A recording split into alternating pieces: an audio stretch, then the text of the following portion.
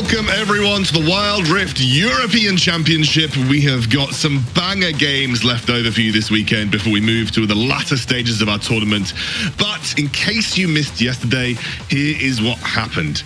ViV took on Gamelord in what felt like should have been a one-sided victory for Gamelord, but it wasn't. ViV absolutely put the fight up and they made Gamelord work for their victory. It was eventually a 2-1 to Gamelord.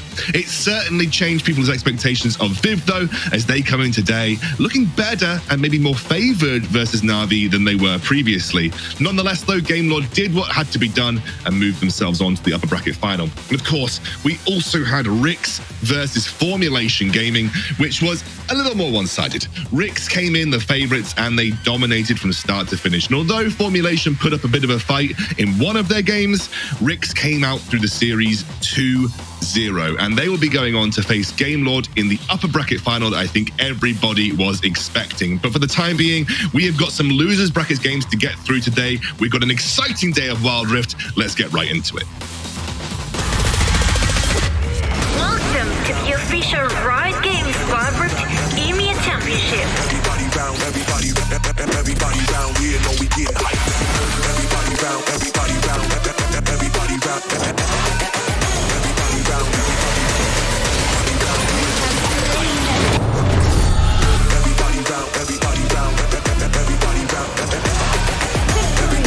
everybody round, everybody round, here know we getting hyped. Welcome everybody to the WREC. I'm Scoundrel, and today we'll be joined by Hells and Carmeline on the desk. And I think, guys, before we jump into it, we are at that stage of the tournament now, Carmeline, where everybody can beat everybody. It really does feel like we've got the very best teams in Europe now. Indeed, not only because of the winners bracket, which is already stacked, but also because of the losers bracket. Look at the teams that we've got in there and you think, which one of these ones is going to make it? Like, anybody could be making it through. And I'm so sorry for the teams that will go home today, because I honestly love them all. And I think they could be potential winners advancing. But, you know, someone has to lose. Absolutely. And speaking of the brackets, we should be able to take a look at where we are. Hells, talk us through where we're in the brackets right now. All right. So the upper bracket, quite obvious, right? Gamelord against WREC. These are the two big teams in Europe. But if we look at the losers bracket, I feel that's a bit more interesting, because there we have ViV Esports against Navi, and then Formulation against Team Queso, which is going to be the games that we're covering today. And oh man, these might be the best series that we're going to see up until now. Like ViV Esports against Navi, incredibly strong teams. Team Queso against Formulation Gaming, and you're going to see both of it today. Like, oh, the brackets are looking real good, Scoundrel. Yeah, those loser bracket games, of course, are really important. You can see on your screen that ViV versus Navi will be our first series today. But as Carmeline said, it's if you lose here, you're going home. There is no second chances beyond this. You have to put everything on the line in your series to make it that you can even make it through to that winner bracket to face up against maybe Gamelord and WREC later down the line as well. I'm really excited, those guys. And of course, whenever we have games, we have predictions, and our casters have put some predictions today. I know that I think most of us have gone down the line of Team Queso, but there was a bit of a split down the middle for ViV versus Navi. And now, Carmeline, I think because you are in the smaller camp with Stress, why Navi over ViV here? Well, first of all, let it be known that many of you changed your predictions. Secondly, I voted for Navi because even though they had many ups and downs and many bumps during the way through the entire bracket, I still think that they could come up as winners potentially of this matchup. I think ViV showed the best and the worst of themselves yesterday. So, you know, I've decided to put all my eggs in one basket, and that is Navi's. Very fair. Very fair. And I will say, just on your changing prediction, you can change predictions up until the start of the broadcast, you know, Carmeline, and it's completely fine. Anyway, let's get into the day, because of course we Stuart grinding it out in the gym here, pre-WREC workout. He's doing the heavy lifting so the teams don't have to. Stu, Good on you, mate. On a Sunday as well. I tell you what, that takes some dedication. So, Stu, I hope you put the hours in and are ready for some amazing WREC games. And that means, for the time being, we are working our way towards that first matchup. And Carmeline, I think this is where we will say goodbye to you for the time being. We will welcome you back later when you've got an interview, as well as some key points for the game. But right now, Hells, what are the main headlines? What are the main things for our viewers heading into today's games? Yeah, we have a few things to talk about. And then the first one is going to be like some of the power picks that we have, right? We saw a lot of Ziggs, especially. This champion is probably the new Fiora. It's kind of funny to say it like that, but Ziggs is honestly the new Fiora. 100% pick ban rate. And when he gets picked, he does work every single game. And other teams that make them work is WREC and Gamelord. And these are the teams that are going to be facing up in the winners bracket afterwards. And oh my God, Xcando, that game is going to be so incredible because WREC and Gamelord are just the two best teams in Europe, right? Like, we have 4 Titans in Europe, and then WREC and Gamelord are kind of the top Titans, right? These are the best teams. And we heard Snitch say it as well. Like, he knows as well. Gamelord is the one team that can beat them. And man, the game between them is going to be absolutely incredible. Yeah, I think there was the matchups last year that people were looking towards as well. In the Origin series, we were really looking forward towards the WREC versus Gamelord matchup, and that has not really changed coming into this year, especially with Team Queso getting a bit of a shake-up and people kind of favouring WREC and Gamelord once again when it comes to that European crown.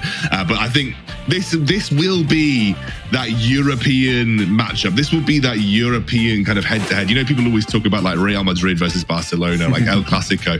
This feels like it's building up to be the Europe's El Clasico of Wild Rift, with both of these teams being very highly thought of in terms of their skill rating right now. But of course, we get to see that in the winners bracket final, Hells. That's going to be the one that we're looking out for. But of course, today we have some pretty banger matchups too. I mean, Navi versus ViV.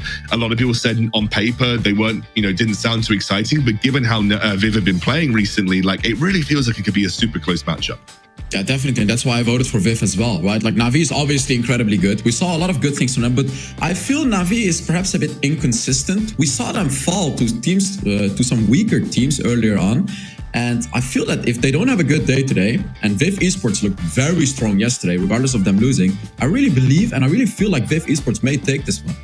Yep, I completely agree with you. I really do think that ViV could be in a good spot for this day. And I think also Navi, it really depends on how they're playing as well. Navi have had some great days, but they've had some pretty subpar days as well. Now, we do have an interview.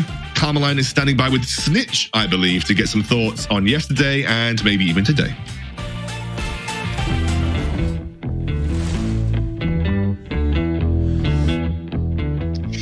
Indeed, I'm here with Snitch. Welcome, Snitch. Hello. Hello. I'm so glad to have you here yesterday during the interview. We were like, we'll see you if you win against Gamelord, but guess what? We've got you here today. So thank you for accepting. Now, on to the questions, on to things that people want to know. The first one is, how do you think today's games are going to go? Remember, it's ViV versus Navi and then Team Queso versus Formulation Gaming. What is your idea of these games? I think today's matchups are definitely bangers, like Scoundrel said. I think ViV Navi is a really interesting one. I think ViV have been on a bit of an upswing, even having a really good showing against Gamelord. They've looked really solid. I think Navi have had a bit of a downswing lately, been in a bit of a slump. So if there was ever a time that ViV could win, I think it's today. Obviously, Kradix on that team, ex-teammate of mine, great player. I think they have a really good shot for sure. I think when it comes to Queso versus Formulation, personally, I think these two teams have quite a similar style. Aggressive assassin play, mid laners, but I think Andres is really the key factor for Queso, and he's a step above, kind of the step above and the difference maker, I think. And I think Queso will confidently take the series. Okay, well, we'll take your word for that one.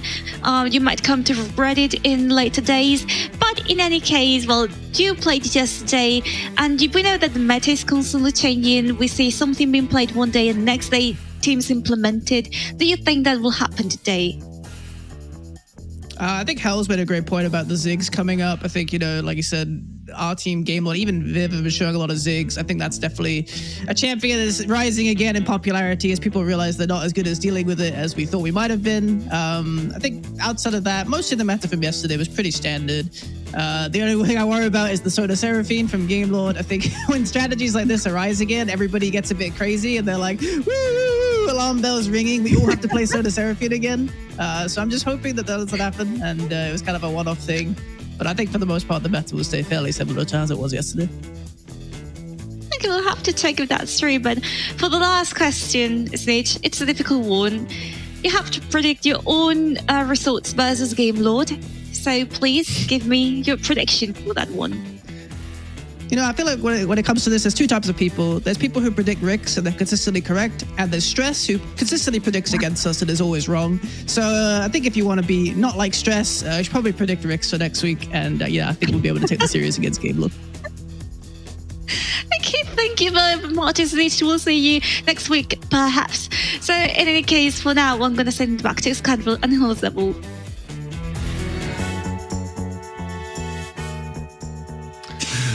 Thank you. Yeah, I mean, that was a burn right there. Stress, not even on the broadcast. Can't even defend himself. That's exactly, Snitch. Exactly. I mean, do you know what though? Stress is usually wrong, so we can take that. Right. Let's take a look at the rosters for our today's matches. Of course, there's two really strong teams. We have ViV and we have Navi. But I think, Hells, it is important to note that Navi has had to make a sub. They are bringing in Osprey, which I believe is a coach position for them in the AD carry role. Unfortunately, Hydro not feeling too well, so couldn't make it today. So that is the biggest change, I think, that may genuinely impact the outcome of this series, because Hydro always felt like that dependable player who played a lot like Varus, for instance, but he just did his job, right? And I think that might be something that we got to keep our eyes on, Hells, heading into this matchup.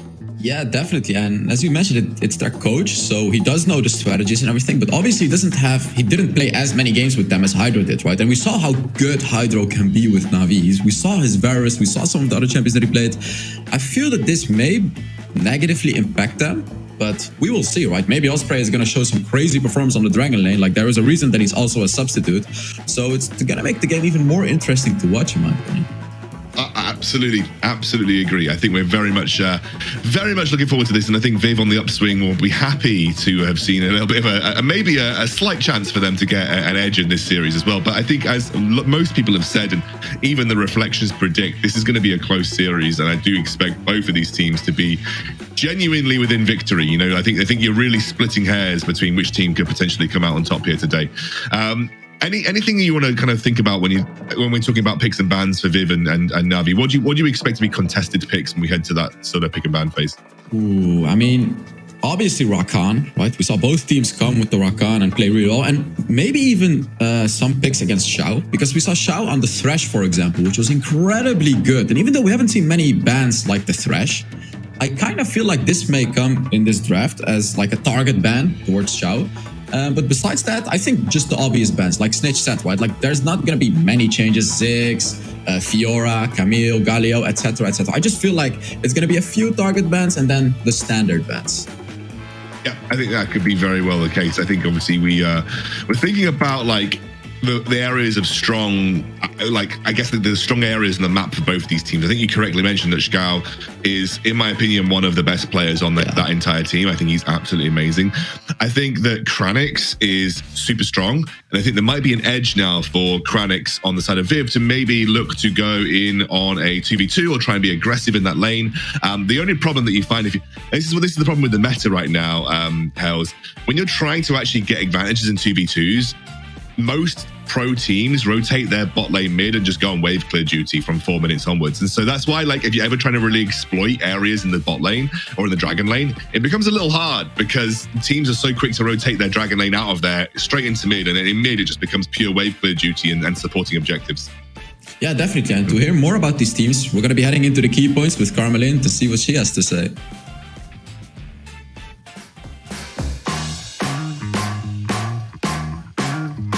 Finally, thank you very much. Okay, so first of all, I wanted to talk about the battle of the runner-ups, that is Navi and ViV in this series. And that is because, to me at least, it feels like they always end up in second place, never really make it to the great finals to get the crown. So in this one game, someone is going home, someone is going to make it to the next stage.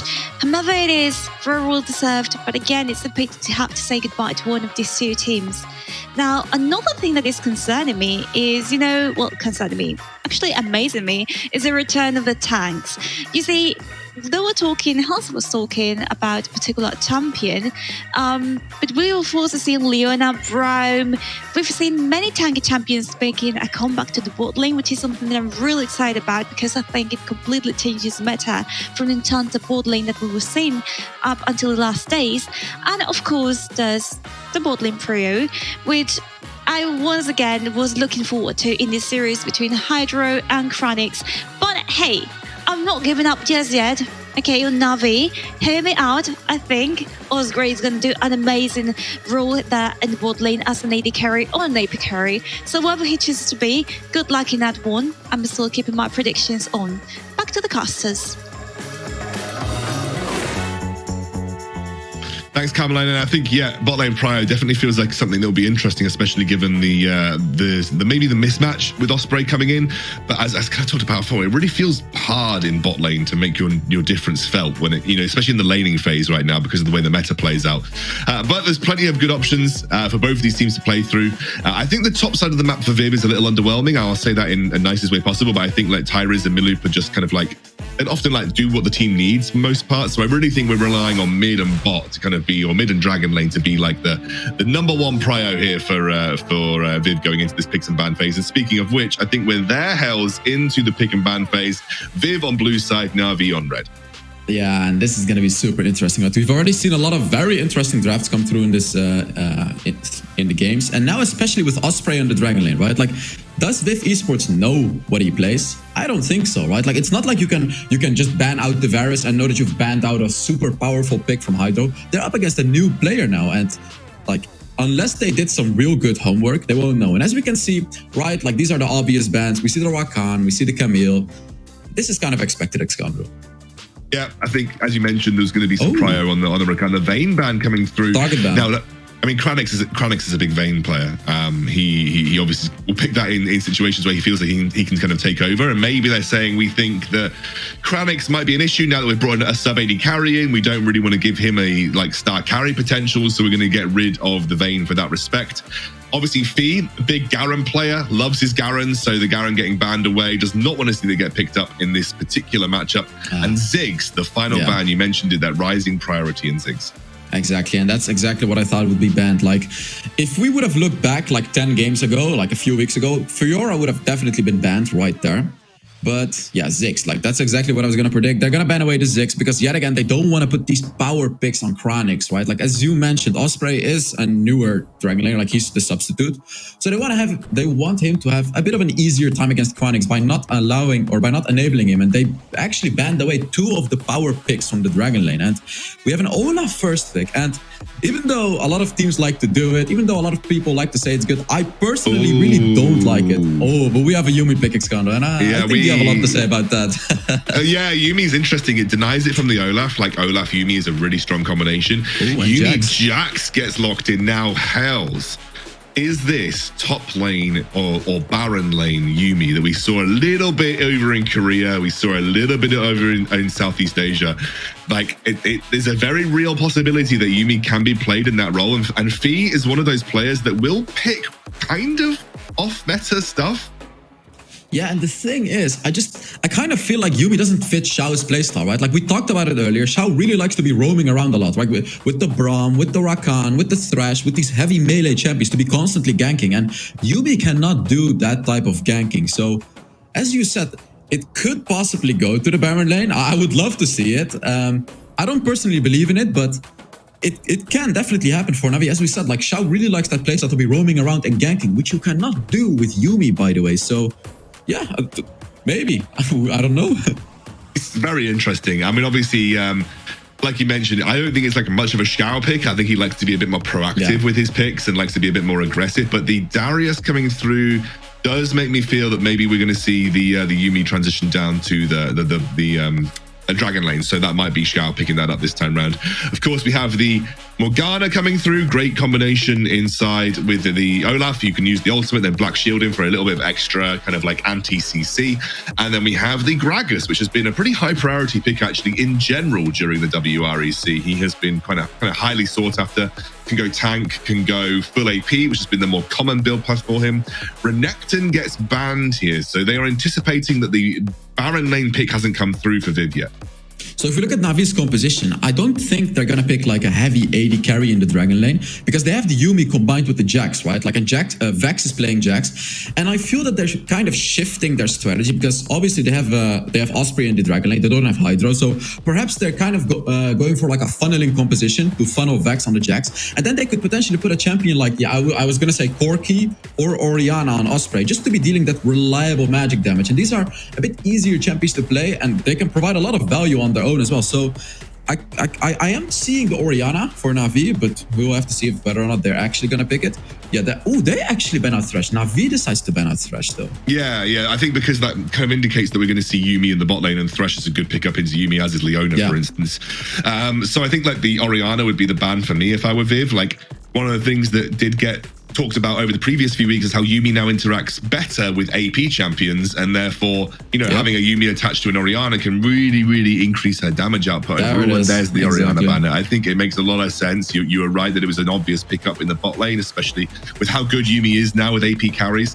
And that now leaves open very few options other than maybe like the Brand, which is a little bit out, off center in terms of bot lane picks, because Morgana's already gone, right? So you've lost Morgana, you've lost Ziggs, you've lost Orianna. They're like the common AP champions that you would see.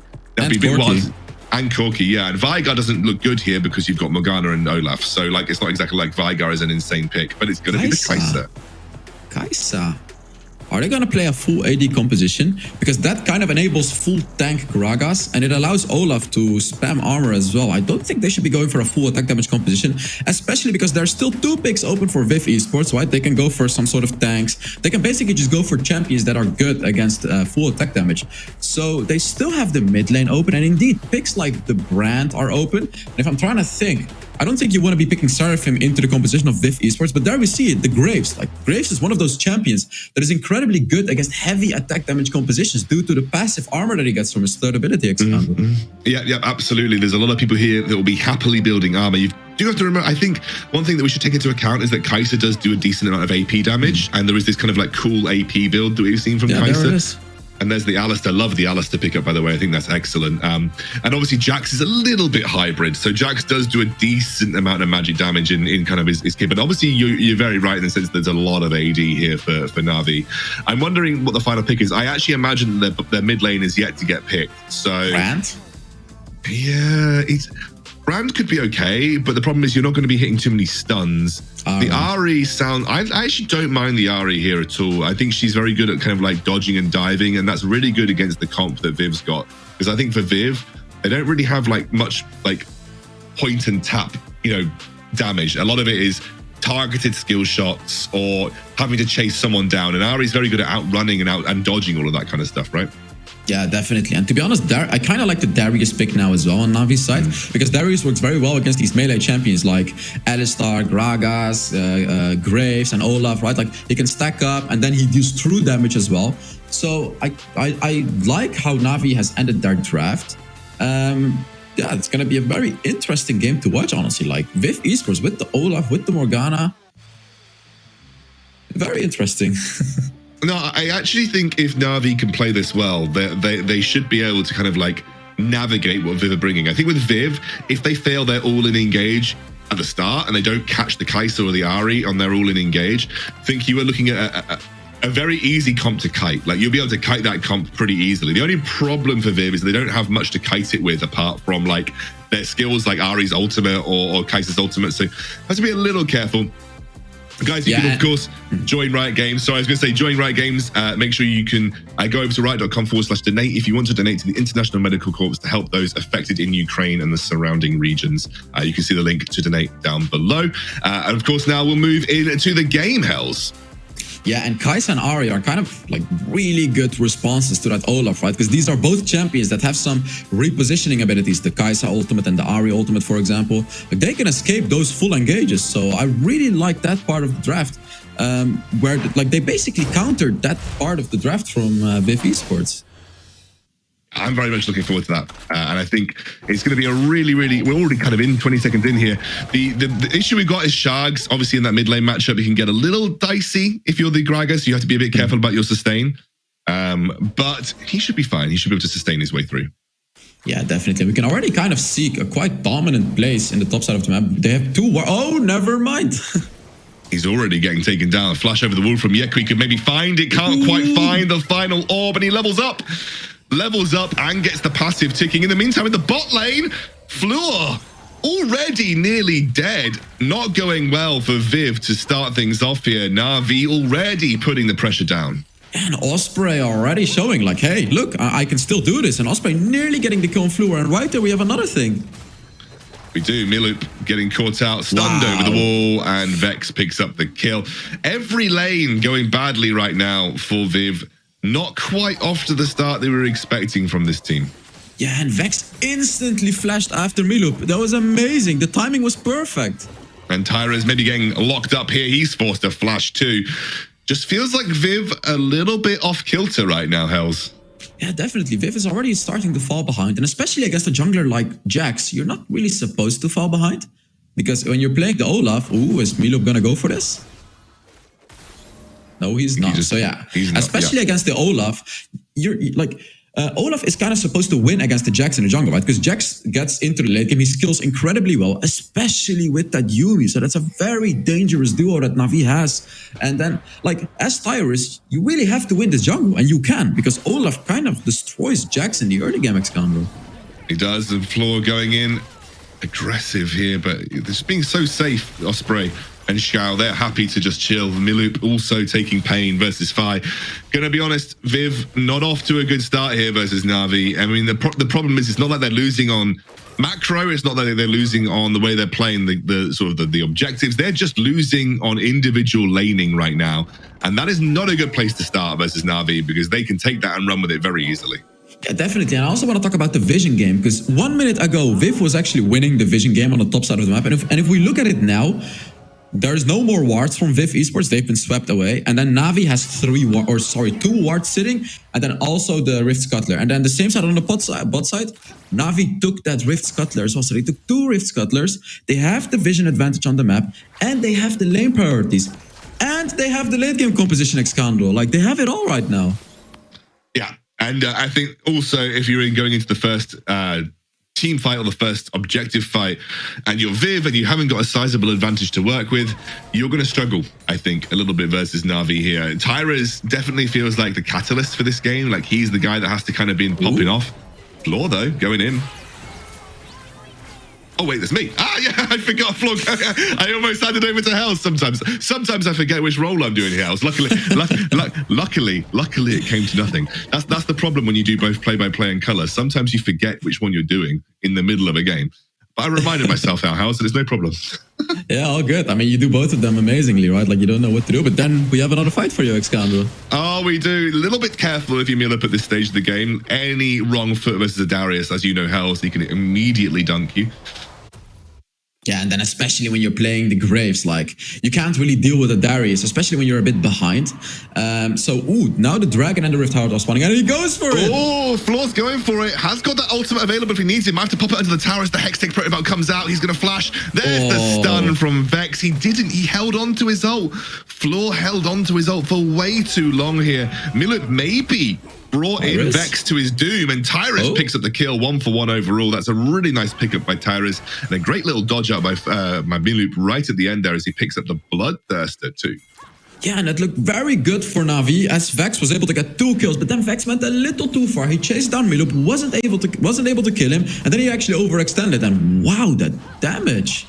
That is a lot of damage already, I think, upgraded on that Icathian Rain. You can see the Executioner's calling, the BF sword and the longsword, I think, is enough to upgrade the first ability for Kai'Sa, which is getting that single target damage through the roof right now. Yeah, Navi definitely has the item advantage right here. And it seems like they're trading objectives, which, I mean, works because they have a really strong late game composition. But if you look at the items from ViV Esports, they only have 2 finished items. While if we look at Navi, they have 3 finished items plus the Kai'Sa passive enabled. So why did they shake hands? Couldn't they have gone for a fight, Xandro? Maybe, but I think you have to be, even though the items may be slightly favored. Oh, Tyrus. Oh, wow. Oh, wow. He's just about surviving there. I think actually the Summon Ares shield has saved the day. I think you have to be a little conscious when you're ViV in this scenario. That I'm going to be, wait a minute, because Floor might just die to the Alistair. He actually gets a little bit of health back, but here comes Vex.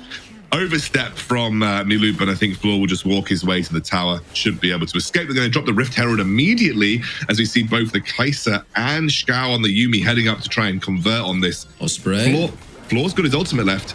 He wants to use it. I think he has to use it pretty soon. Knocks him straight into the tower, trying to defend this tower with their life, and they will. It won't take any more than that. That is 300 HP on the tower for the time being, but you can see that Osprey and Shao are going to stick around and make sure they try and push that down as quickly as possible. And this is the problem that you have as Navi, right? We saw Fluor on the Alistar roam around, and he's been getting some kills and assists. He's basically been helping the top side of the map a lot.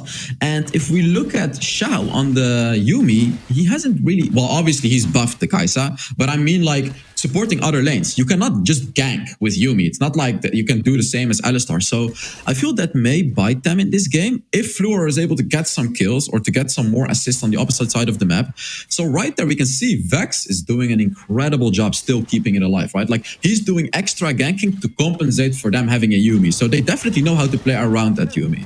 Oh, V has to be super careful here. Miloop's doing a lot of damage. They isolate him beautifully with Sharks' ultimate. And that shoves Shao's ultimate straight in the bin as now Osprey might get caught out. You can see the Floor was waiting around the side. Lovely isolation by Sharks right there. Yeah, definitely. And wow, another kill just coming through from Vex. And he just won. One shot. What I want to talk about as well, by the way, is the vision game. So if we look at Navi's side, they don't have any sweepers, which I don't like to see, because if we look at the bot side of the map especially, there are so many wards right now, and Tyrus right now using a sweeper on ViV Esports sides, being able to clear out some wards, although he didn't use it at the best spot. But we need some more sweepers in this game, because we saw in previous games a lot of teams playing very well around the vision game compared to this game by sweeping away a lot of wards. And right now, like, I don't feel these teams are doing that, Xandro. Yeah, it depends on kind of like, I think sweepers are always very necessary. But right now, it doesn't really matter for Navi because they're kind of just winning anyway. They don't need to worry too much about defending their own jungle vision, for instance, because they're so far ahead. They have so much lane pressure in every lane that maybe they're just not that bothered. Maybe they prefer to use those extra resources and just shove as many wards down as possible. I would like to see a sweeper locked out. So, oh, he just slightly messed the combo up there. You can see Shao taunting a little bit by detaching from Osprey, maybe looking to get a bit of mana back in this scenario. But I do agree in the sense that I would love to see some sweepers soon, especially as these new objectives start to spawn up. You want to make sure you're trying to dominate the vision game in that sense, and still no sweepers to speak of when it comes to Navi with just 45 seconds to both the Rift Herald and the Dragon. Yeah, and Navi was also able to get the Baron lane turret, and I feel like they have to go for this fight at the Dragon. This is the Cloud Dragon, and when you're up against an Olaf, for example, and potential Deadman's Blade champions, right, like the Darius, when you have that in your team, the Cloud Dragon becomes more valuable than it already is. It's already an incredibly important dragon, but it becomes even more important when you have movement speed champions. Same goes for Yuumi, right? Like she provides a lot of movement speed. So I feel these teams are definitely gonna fight for the Cloud Dragon.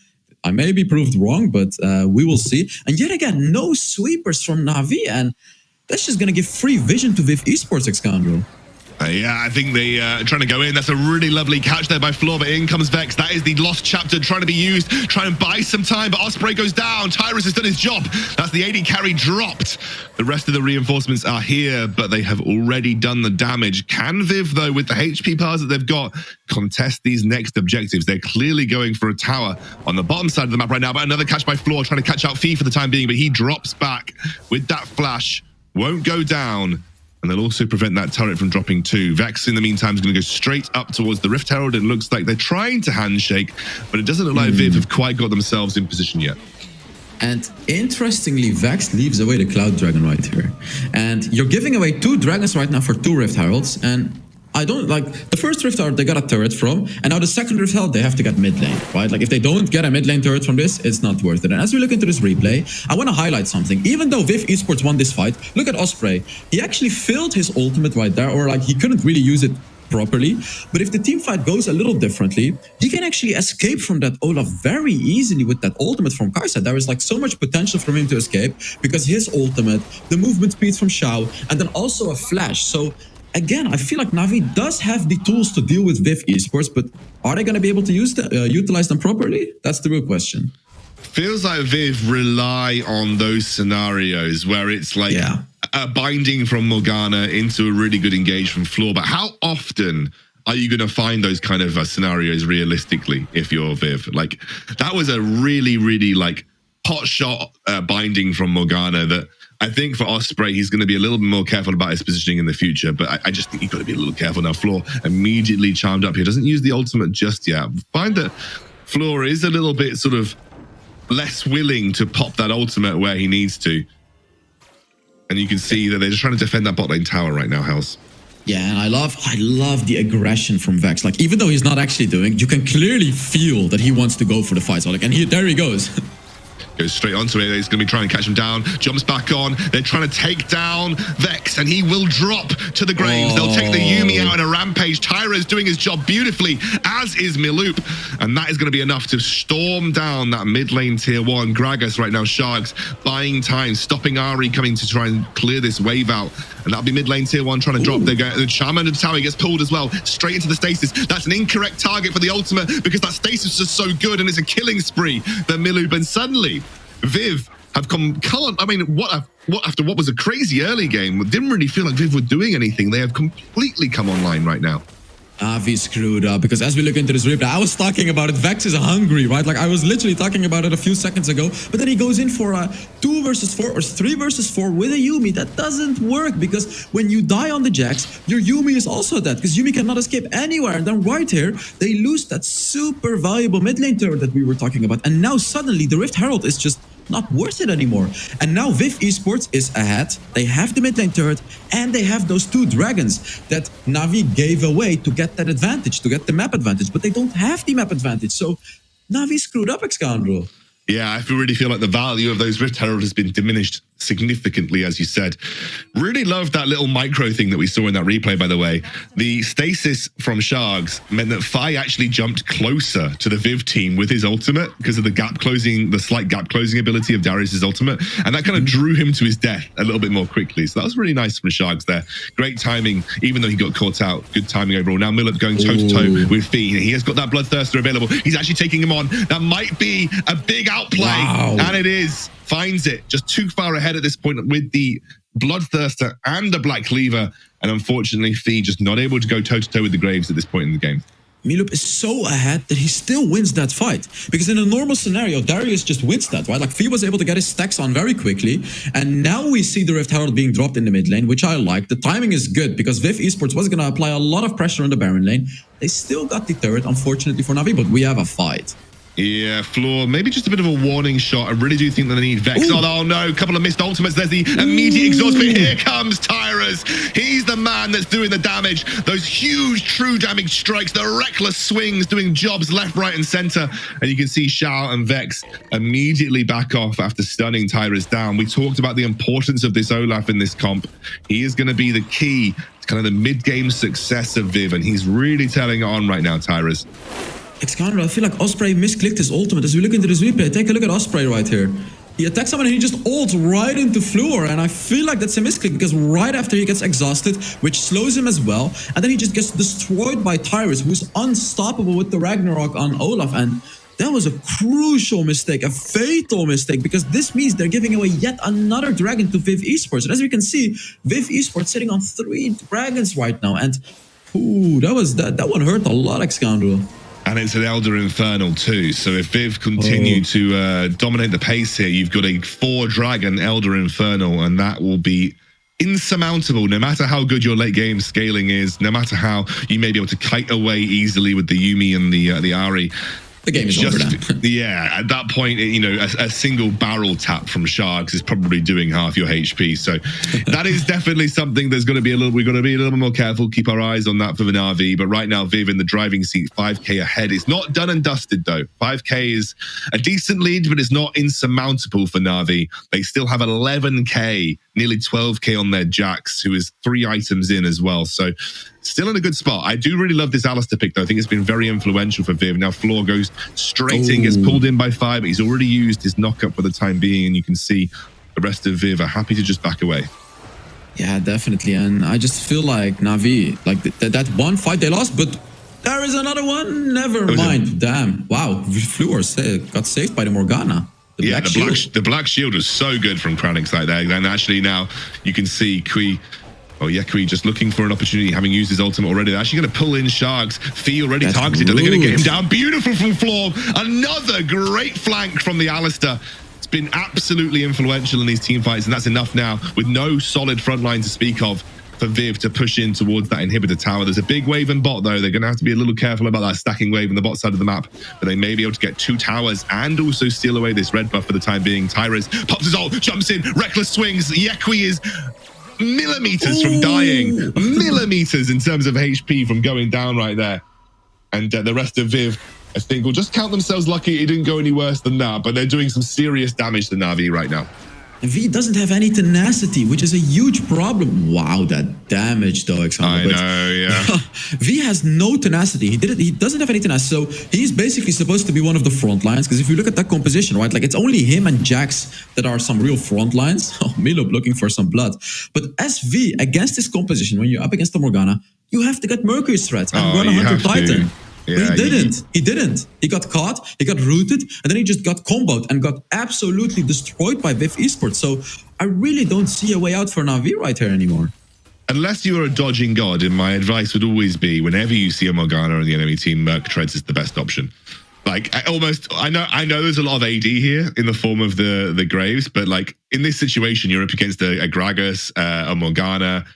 Tyrus deals most of his damage through true damage with reckless swings, so neither of those boots are effective. I just think that it has to be Merc Treads this game, right? It is a Merc Treads game through and through if you're Navi.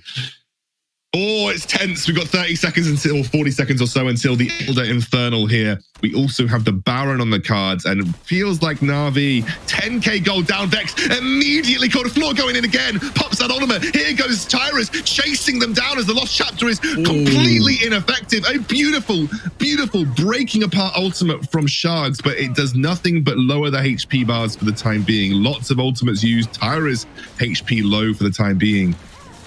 Got to be careful, though. Navi have popped quite a lot to escape there, but you also saw a decent amount chucked at them by ViV. Definitely. And oh, they're waiting for it. They're going to go for it again. Floor doesn't have his ultimate. Here comes Vex trying to catch out onto Milup, but he has got the black shield for the time being. In goes Milup once more, trying to buy some time. That Bloodthirst is doing work for him as Kranix is taken down. They don't have Tyrus for the time being. Tyrus isn't there. Vex jumped in, thrown into the fight. Tyrus takes him down, and now Milup and Tyrus are looking for blood. It's a double kill.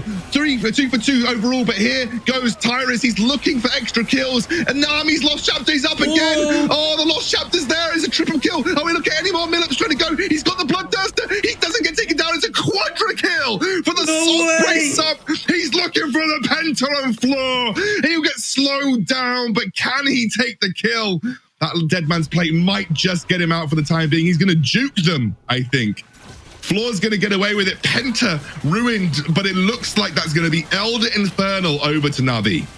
Yeah, they have to go for this. Even though you don't have a jungler, you have to go for this, because a fight like this is not going to happen again. Because as we look into this team fight, Floor with the engage, but Vex with the beautiful follow-up, stunning a lot of different champions. He's basically taking all of the abilities to his face, right? Like the exhaust and everything. And then meanwhile, Osprey in the backline, absolutely destroying ViV Esports with the Yuumi. And this is the power that Yuumi has. If you don't just one-shot Osprey right here, he will destroy you. And just look at Xiao getting the shield, going back to Osprey and constantly buffing him up, giving him those barriers. And as you can see, just no one is focusing the one main carry they have to focus.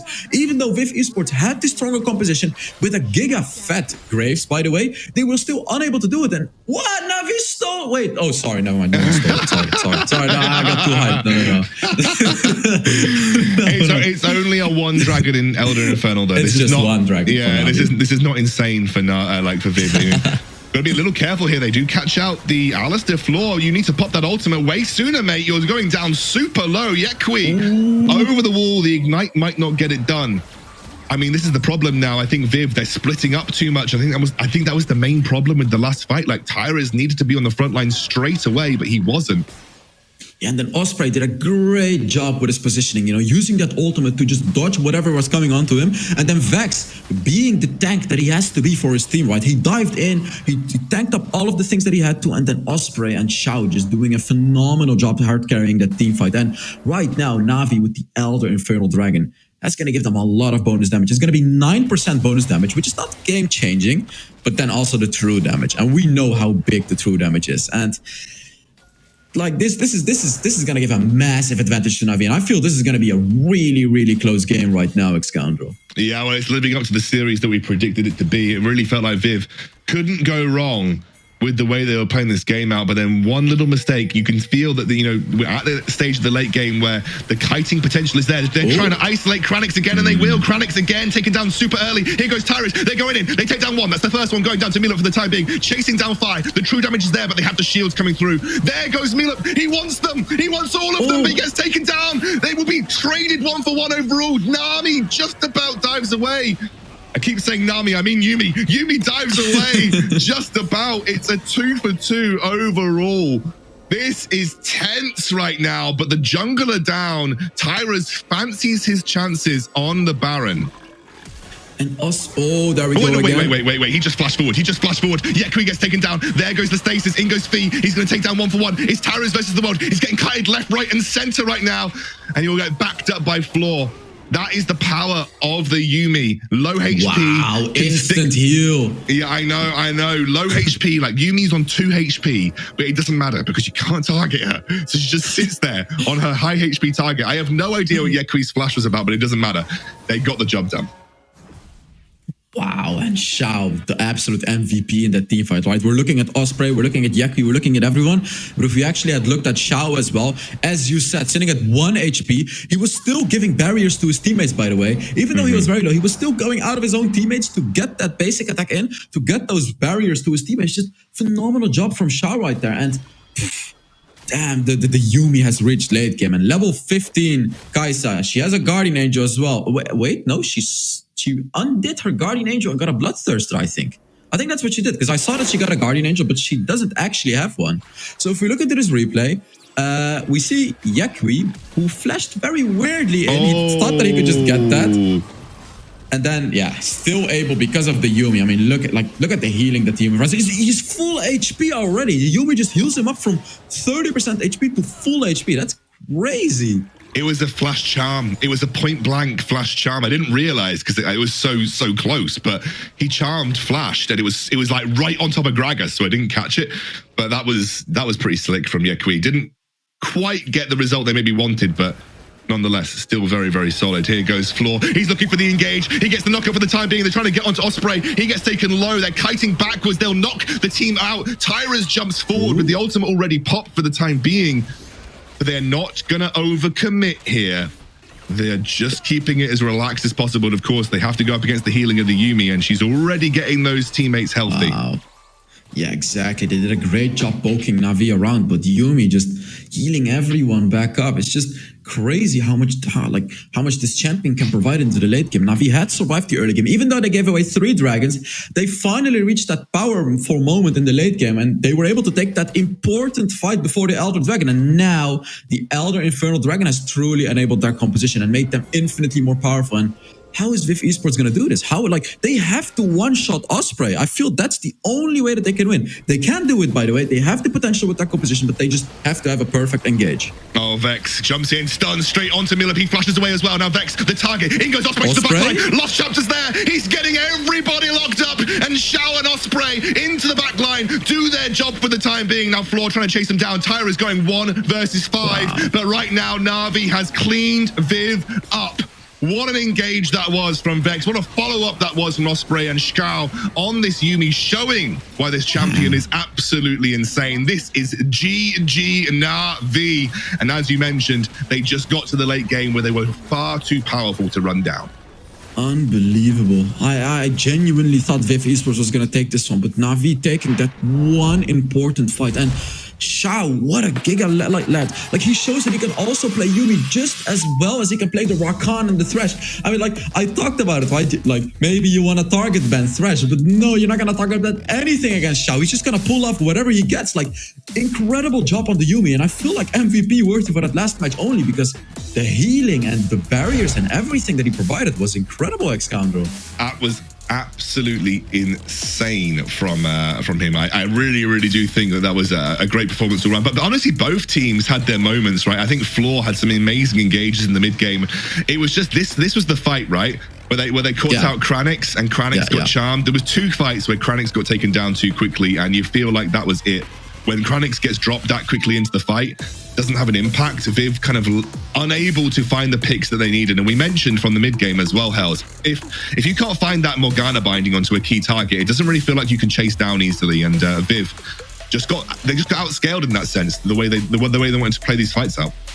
Exactly, and the team fight that we saw before this one, that was the team fight where ViV Esports was still stronger than Navi, but Meetup and Vex, they didn't go for the right target. As I said, like, the one they had to kill is the one that Yuumi is attached to, and in the late game, it's going to be Osprey on that Kai'Sa, but instead, they just went for Vex, both of them, and these were the 2 hard carries of the game. They were the ones dealing the most damage, right? Like, Kranix on Morgana is not going to hard carry the game. Morgana doesn't have that potential to deal the sustained damage to kill out Osprey on that Kai'Sa, and here we can see after the Infernal Dragon, it just didn't matter. Here, Osprey even going in with his ultimate, not even using it to you know, kite away the Olaf because he doesn't have to anymore. And yeah, the game was just over right there. Yeah, I think so, absolutely. And I also think that you kind of saw in the late game when the Yuumi was that fed and the Yuumi had that many items, and the fact that we were able to get Osprey to the late game as well, it was much too easy for them to kite away. And you could see that Yekui didn't die once that entire game. It was so easy for him to keep himself safe versus what was a very obvious threat from Viv. And I think Yekui had a fantastic game on the Ahri too. Really great game overall. Huge damage output for an Ahri as well. Like 36k is a really impressive amount of damage for an Ahri. I'm not going to lie. Great game from both teams, realistically. They had their moments in that game, and it was everything that we wanted from our first game of the series. Yeah, we were constantly talking about Osprey and so on. I mean, look at this damage graph. How, like, wow. The red side, Navi was ahead, or sorry, oh yeah, Navi was ahead. Then ViV Esports absolutely destroyed the game. I was thinking, am I wrong? But no, I'm not wrong. ViV Esports was nearly 10,000 gold ahead. And then Navi took the Elder Dragon and just won the game. Yeah, it was even then, it was only towards the end they actually even got that gold into a reasonable level. But that was such an important take on the Elder. Like, if that hadn't gone down and there was a 4 Dragon Elder, a denial from Viv, like, that was huge. If Viv had 4 Dragons Elder Infernal, it doesn't matter how hard you kite, like, one single skill shot from the Gragas is going to chunk you like crazy. What a crazy game. Let's take a look back at the play of the game here. Let's see what the highlight play was for that first game of the series. There was so many though, Hells. I mean, I don't even know what to pick. There was so much, and here we can see a late game team fight from Navi where they were just so ahead that Osprey just dives in, right? And then the ultimate coming through from Shao. Normally, this is not how you want to play with the Yuumi, right? Like, this aggressive, it's very risky to dive in deep into the composition of ViV Esports. They were so ahead that Osprey was like, okay, whatever, I'm just gonna end this super quickly so we can end the game and get to the next game. Just an absolutely incredible performance from Navi right there, and Osprey showing what he's made of. Yeah, unbelievable. I also want to take note of just how much damage Lost Chapter was doing, like with just a single like wave of Lost Chapter, like chunking a fifth of the HP at time. Absolutely crazy. What an insane first game, Hells. That is, hopefully we've got 3 games that to come. I mean, Viv could certainly have won that, easily have won that, you know, and I think both teams had to fight really hard to get to that stage in the game. But man, we need a breather. Let's take a breather, guys. We're back, hopefully, with 3 games of this series. We'll see you soon.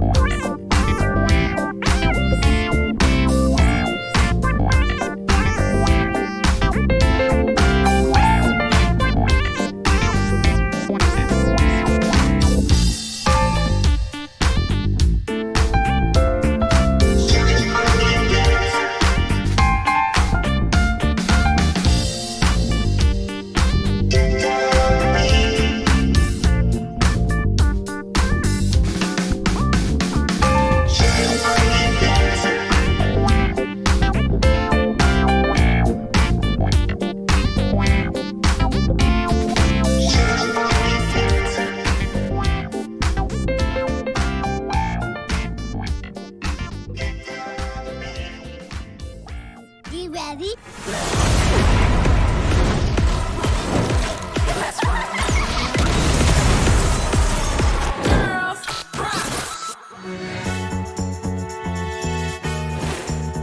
Welcome back. Oh my gosh, what an insane game we had here with ViV versus Navi. Really felt like ViV were going to win. They were 10k gold ahead. They had 3 dragons. They were running down Navi at every opportunity, and then they ruined it at the Elder. And then obviously Navi excellently played team fights again and again and again. Massive shout out to Shao and to Osprey, the stand-in sub, who came in and absolutely smurfed some of those late game team fights. It was incredible, Hells. Like, what a great first game. Yeah, exactly. And we talked about it, right? Like, if Navi is able to reach the late game, they will win. Like, they will win 100% sure with that Yumi. We didn't think they would reach it because they were 10,000 gold ahead. And ViV Esports was just completely running them down. They had 3 dragons already. Looked like they were going to take the Elder Dragon, but that one team fight where they screwed up, that one team fight where Navi got the pick off on Chronix, just... wow, what a phenomenal game, and I'm makes me more excited for the next game, Xcandro. Me too, and I tell you what, we need to hear from Carmeline, who's standing on the sidelines watching that game. Carmeline, what do we got to look out for game 2?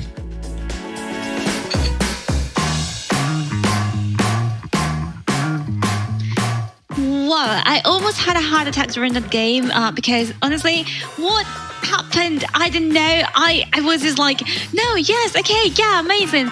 But in any case, you know, the 2 players that were the most understanding to me were the junglers, so that's why I chose jungle, little star here. For me, those either Vex could be the MVP, for example, for the last game. If we had MVPs per game, maybe, for example, I don't know. In any case, I hope to see more of that in this next game, maybe the last one of the series. But now, moving on a little bit, we need to talk, besties. We need to talk about the vision. Because, you see, when I was looking at Navi and the map that they had in the beginning, I agree with Hell's Double when it comes to not having sweepers and therefore not being able to clean properly and getting the vision destroyed by ViV. But honestly, if you look at the ending and at the ending minimap, it was amazing. I think people should take note of this, at least in ranked games, please. Thank you, please. This award is so important. And lastly, but not least, no regrets. You know, denial is not just a river in Egypt, as Mark Twain would say. And for my fellow casters, I'm sure they regret not having voted for Navi right now because Osprey has been doing amazingly well. So I hope that goes on and I can win this one. For now, this is all for me. I'm handling over to Xcandro and Hell's Double. Thank you very much. No regrets. That is a way to live life, if I'm honest with you, Hells. And I think, you know, 100% you've got to go into this game if you're ViV, and you've got to have no regrets about how that game played out. You've got to reset, go back to your standard play, and just approach that game the same way you did first game, because you were millimeters away from winning. You were so close to winning that game if you're ViV, and you've got to take that to heart, I think, realistically. Hells, what do you think? Do you think the mental recovery too hard for ViV here? Do you think Navi have got it in them, or are we going to game 3? So I used to be a pro player as well, right? And this hurts. Like, losing like this hurts a lot. You need to have the mental for it. And I know players like Tyrus, he's had a lot of experience in esports, so he will be like, players like him will be fine, right? Like, he's used to it. He knows that they can win, especially after seeing that first game. They can definitely win. They should have won. But then if you have some newer players, and I'm not sure which one of them have prior experience and which ones don't, but those that don't are kind of the ones that are going to get real mad after losing like this. So I just really hope they can keep their heads cool and show the same and even better performance in the next game to get this to a 3-game series. Xcandro. Yeah, I think we are hopefully going to a 3-game series. I really want to see ViV get themselves back on the horse and take the fight straight over to Navi. Let's take a look at the picks and bans, though, for this second game of the series. An all-important second game, especially because I want to remind you we're in the loser bracket. So these teams clearly fighting hard, clearly incredibly skilled, but the loser is out of the Origin Series, out of the WREC. Sorry, so I'm still living in 2021 apparently. In the WREC, so the loser will be out of the WREC if they lose this series. And of course, for ViV, that is just one game now. You're in a best of 1 2 times in a row, realistically. We're going to see the Lee Sin ban here, Vex. Not going to get his hands on that. You've got to also remember that the Olaf pick was very likely a denial away from Vex in the last game as well for Tyrus, even though he played that incredibly well too. And the question is really, is Yuumi gonna get banned now? And I feel that if Yuumi gets banned, it may even get banned by Navi, because, well, I'm not sure. Like, I'm not sure if you can first pick Yuumi, because there's obviously some big counters like the Thresh, right? So never mind what I just said. But is ViV Esports gonna ban out the Yuumi? Because Yuumi was somewhat of a problem, even though they were able to deal with it in the early game. Once it reached the late game, it was unbeatable. So is ViV Esports gonna ban it? And of course, we see the Ziggs ban, the Camille ban, right? These are the obvious bans. What do you say, Xcandro? I don't know whether I'd be banning. This is just my thought process. I don't know whether I would be banning Yuumi, mainly because, as you mentioned correctly, they kind of felt like they could deal with it. Like, they kind of felt like that they actually had the answer to Yuumi for the most part. And so I feel like they probably look back on some of those fights and think, actually, they were mistakes that we made rather than, but they do ban Yuumi, so never mind. I was thinking that, maybe they would say, well, those are mistakes that we made. And so therefore, maybe we have an answer to it. But the Yuumi definitely proved a bit of a problem for them. They're going to ban it away. And people will start to see the power of that small, annoying cat now. Yeah, and Fiora is open right now, and I believe Fiora was neither picked nor banned last game, so that doesn't make her a 100% pick ban anymore. No, I think that last game. Yeah, I think it was the first game. I think it was the first game that we saw Fiora not immediately picked or banned. So that is a pretty big shift up, actually. And we're going to see the Olaf immediately denied away from Vex once more. Probably going to go in the hands of Tyrus again. Yeah, definitely. Olaf was a great pick. It worked very well for them. And the thing is, though, Fluor likes to play those melee champions, just like we thought from Xiao, right? Like we thought. But are they going to pull off the Enchanter plus Olaf composition? Because Enchanters are incredibly powerful with the Olaf. And they didn't do it last game, and they gave away the Garmin to V, though. And we talked about it during the last draft. V is an incredible Garen player, Xcandro. He really is. He is an absolutely fantastic Garen player. I know it sounds silly to say that out loud, anyone being a good Garen player, but really, V is really a very, very, very good Garen player. Knows his limits, and I think most importantly, knows how to play that tank role. That's the Lulu. So Lulu, Olaf, as you mentioned, the Enchanter Olaf combos are really strong, but the most strong, the strongest, I would say, is Olaf plus Lulu or Olaf plus Yuumi. And I think like those two now have been denied away from ViV. And so you have less power when it comes to Olaf in that jungle now. But I really love how Navi is picking these funneling supports. Like, it really shows their confidence in Osprey, right? Like, we talked about Osprey being a substitute for them. And normally when a substitute comes in your team, you're like, yeah, whatever, we're just gonna give him something to do okay with. But no, Navi is going all out with it. Like last game, they went for a Yuumi Kaisa, funnel him. Now they're going for the Lulu as well. And they're probably going to be picking a very strong AD carry champion to pair it up with as well. I really love this confidence from Navi, Xcandro. Absolutely. I would not be surprised to see Kaisa actually banned by ViV. I would definitely not be surprised to see Kaisa banned by ViV. They take the Corki early on here. What do you make of the Corki pickup this early on? Yeah, and the Corki is very good against the Lulu because Corki with the package can dive the backline. And if you do it correctly, you can separate the Lulu from some of the teammates from ViV, from some of his other teammates. And yeah, there is the Fiora. But I love the Corki pickup, by the way. Corki is amazing. Gonna be really strong during those Dragon fights as well and the Rift Herald fights. And if we look at the compositions right now, it feels like ViV Esports needs to take those Dragon fights. They have the Olaf, who is pretty strong, like who's incredibly strong after level 5. They have the Corki with the package. I want to see them contest either Dragon or the Rift Herald. And we're talking about the first one. I don't want to see them shake hands. I want to see them contest, Xcandro. Yeah, I want to see these guys kind of go in on that package, on the timer, and try and make the play. I think when you're running an Olaf, Gragas, Corki, you should be trying to find the fight rather than the shake hands trade at that stage of the game. However, if you're Vex and Navi, you might be looking to make that trade happen. You're running Fiora, you're running Garen. Like these are good, relatively good, sort of first objective fight picks, but not team fighting wise compared to what ViV have already brought to the table here. Diana's banned away, Thresh is banned away here, so limiting those aggressive champions that Fluor can play. Maybe even Alistair gets thought of as a ban here. I think he was actually quite influential on Alistair, if I'm honest with you here, Hels. Yeah, definitely. It was very influential on Alistair, and we saw it get banned before. There it is, exactly, right? Like, they just want to ban away these champions from ViV Esports, because in the last game, even though ViV lost, Fluor was really the one that enabled the Baron lane, enabled Milup to completely destroy Vi, because Vi was not doing too well on that Darius. And one of the reasons was Fluor roaming around with those insane champions like the Alistar. But I was going to say Rakan is open, but Rakan is not open. But these are basically the 3 champions that can do that, right? Rakan, Alistar, and Thresh. Leona can do it as well, but she's not as good at ganking those lanes as these three champions.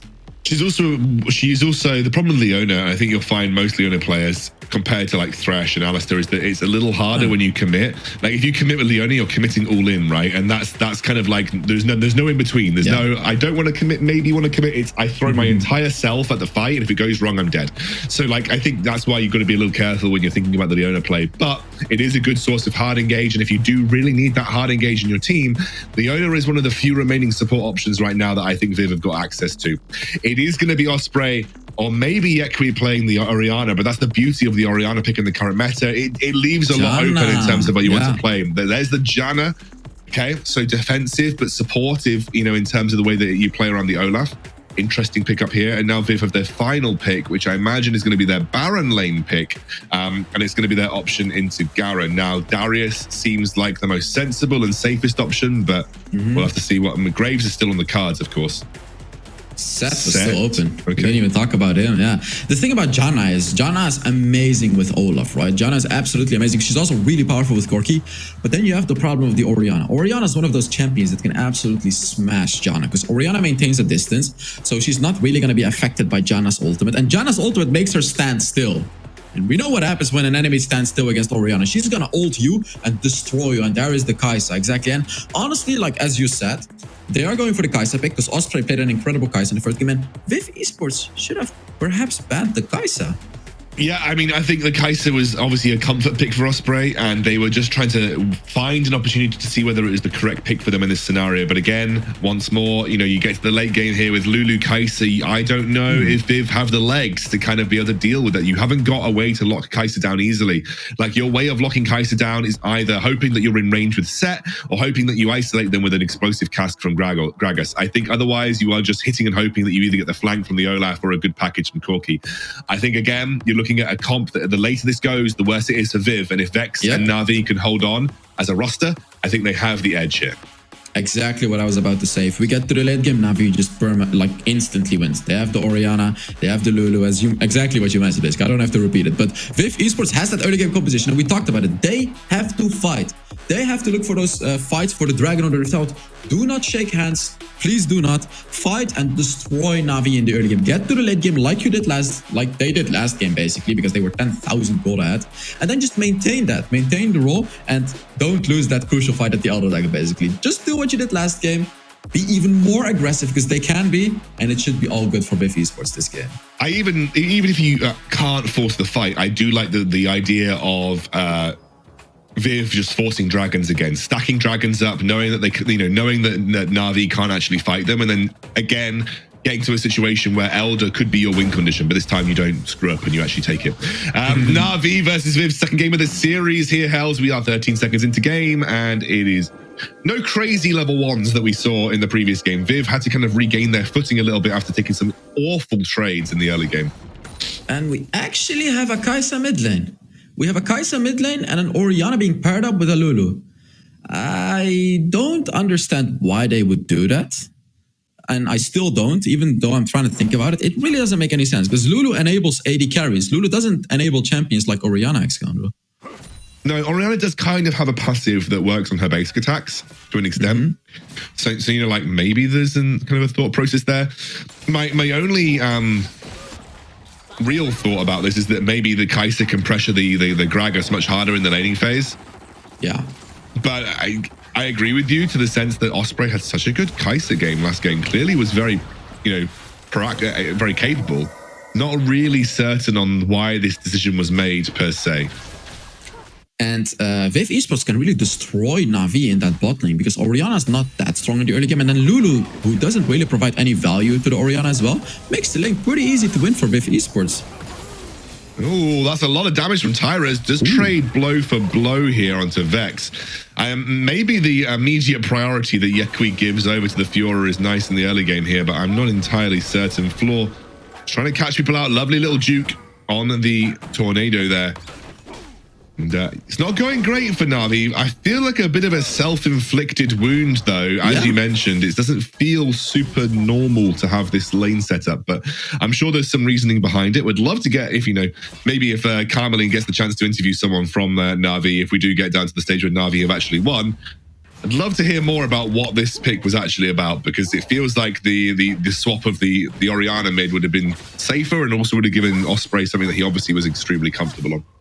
Yeah, exactly. And we haven't seen him on Orianna yet, Osprey, but still, it doesn't really matter. It's the fact that you're pairing up a Lulu with an Orianna that makes it questionable. And right here, we see Tyrus, he's at level 5 right now. Vex is still sitting at level 4. We know that Tyrus loves to do this, right? He's a power farming. He's taking his entire red side jungle. Now he's clearing out almost his entire blue side jungle as well. And then very likely he's going to look for a gank.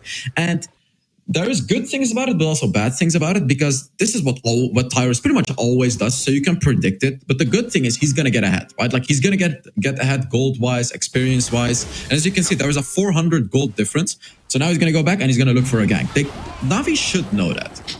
I guess the thought process is that actually, if you get through the laning phase, if you get through to 4 minutes, it doesn't really matter where you've put your Orianna and where you've put your Kai'Sa. Kai'Sa's going to stay mid, I assume. Or maybe they send Orianna mid, or maybe the thought process is they're going to send Orianna mid from 4 minutes onwards, and so therefore it doesn't matter a huge amount.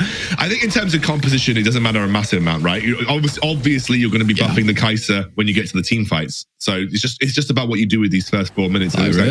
Tyrus is standing by. Would it be a risky tower dive? But obviously, Xiao is not at level 5. He's running in, pops the ultimate, chases in, the flash is there. Xiao now taken down very low, but they will be able to get away. It was a risky tower dive to make, and you can already see Yekwi moving over to support and prevent any more plates going down here.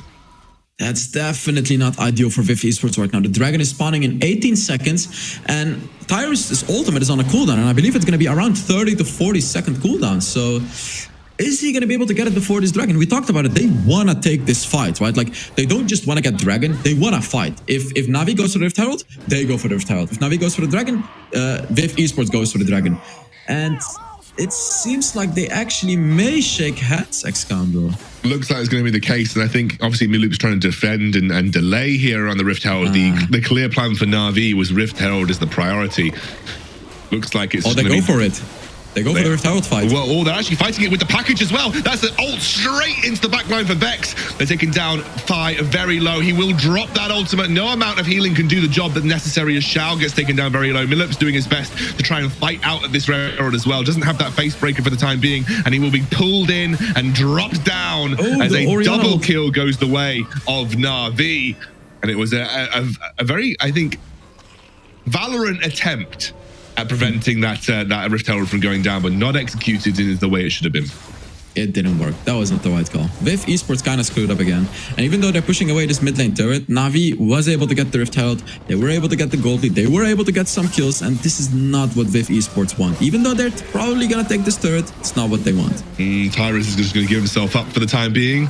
They'll get first tower of the game. Might even be able to defend that bot lane tower as well. But of course, there is a Rift Herald to worry about, and they might be able to hard force a mid lane tower in response here. That's a lot of damage coming out from Sharks. Let's take a look back at this fight. Yeah, and as we take a look back at this fight, sure, that was a good Corki package, but it's a 3 versus 4. And even though you have the stronger composition, as you can see, like, they were winning this, but it still doesn't work because it's a 3 versus 4. And then Osprey on the Kai'Sa was getting a lot of golden experience, pushing the bot lane third. We can see a funny Orianna ultimate that was completely missed, by the way. But this just... ViV Esports should have gone fully for the Rift Herald. If they fought that 5 versus 4 or even 4 versus 4, they would have instantly won that team fight. And yeah, I feel like they wanted a bit too much right there. They wanted to do everything at the same time, and it kind of bit them because, yeah, they lost the Rift Herald and they lost the gold advantage right now. I just feel like whenever you run an Olaf, you need him at these early game fights. Like, he is the one that rips through, low HP bars with his true damage. And I think if you're willing to run fights without Olaf, you're, I think, hamstringing your capabilities in the early game. However, it's still a minor gold lead in the favor of Navi. That is, though, with no towers. So, let's imagine that Navi actually pick up a tower here. That gold will start to snowball their way, and they're already looking really comfortable in this second game of the series. So looking at Navi, Shao on the Lulu actually didn't go for an enchantment. He instantly went for the Ardent Sensor, which indicates that he's going to be buffing the Kai'Sa, right? Which indicates he's constantly going to be buffing Yakui on the Kai'Sa because the Ardent Sensor provides bonus damage for these carries that have a lot of attack speed, which is going to be the Kai'Sa. But it seems like he's still sticking with the Orianna, and that makes me ask, shouldn't you have gone for an enchantment first? Because that would have provided a lot more value than the Ardent Sensor when you're playing with Orianna. And they actually lane swap. Exactly like we talked about, they lane swap, and now it's going to be Yakui on the Kai'Sa playing in the bot lane. I think also he knows that there's a potential tower dive on the cards. You can see it from his positioning. So he's just kind of supporting Yakui, saying, you're not alone. We've got you. We've got my ultimate. They try to isolate him right for the time being. Jumps back. Yakui taking down. Yeah. Oh, he gets a kill on the way out as well. Isolated Corki with the Acathian Rain. And 1 versus 3. Yakui picks up the kill. Exposed mid lane. That will drop a tower. And ViV are falling apart right now. And if we look at Fluor on the opposite side, he actually went for a Rod of Ages, which, so the Rod of Ages scales into the late game, but do you need as late game scaling item? Because as ViV Esports composition, you want that raw early game damage. Get the Ardent Sensor, buff the Olaf, and I feel it's a bit risky going for the Rod of Ages. And as we look into this replay out there, we can actually see Vex fighting Fluor in the mid lane. Fluor with a beautiful ultimate, but it was not quite enough when Vex, he did use everything, got the kill, and is pushing with the Rift Herald, and they got the mid lane turret as well. Yakui gets taken down, just oversteps a little bit versus Sharks and Tyras. They're desperately trying to get something back, but you can look at Navi rotating as a unit, protecting their outer towers where they can. You can see that Fee is also keeping Milup locked in that top side of the map on the Garen. So it's very difficult for Fee, and very difficult for ViV as a unit to continuously try and do the same things they were doing in the first game.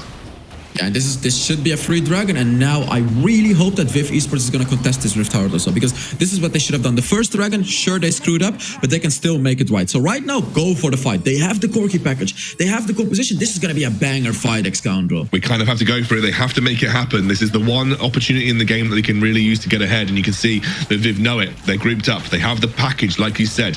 They're just looking for their opportunity to strike. That package dropped off now. Kranix has backed off. He's still got it.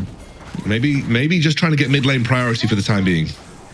Yeah, and they have to go for that fight because the package is going to be a crucial thing that they need for the team fight. Unfortunately, they definitely don't have the vision advantage over the Rift Herald, as there's a lot of wards for Navi, and Navi is looking for a fight as well here.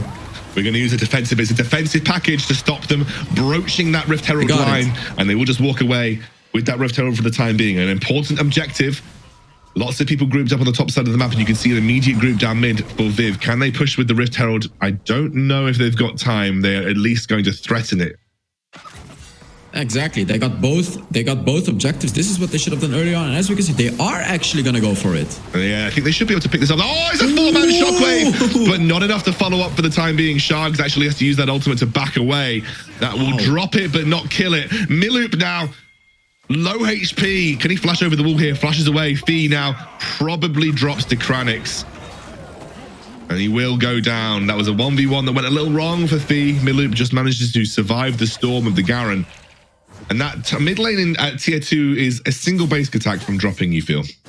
Yeah, and I definitely feel like ViV Esports is going to try to find a quick opportunity to just take that turret away, to just snatch it away. You don't even need minions, you can just take it away. Although it's the second tier turret, so you have to dive very deep to take it.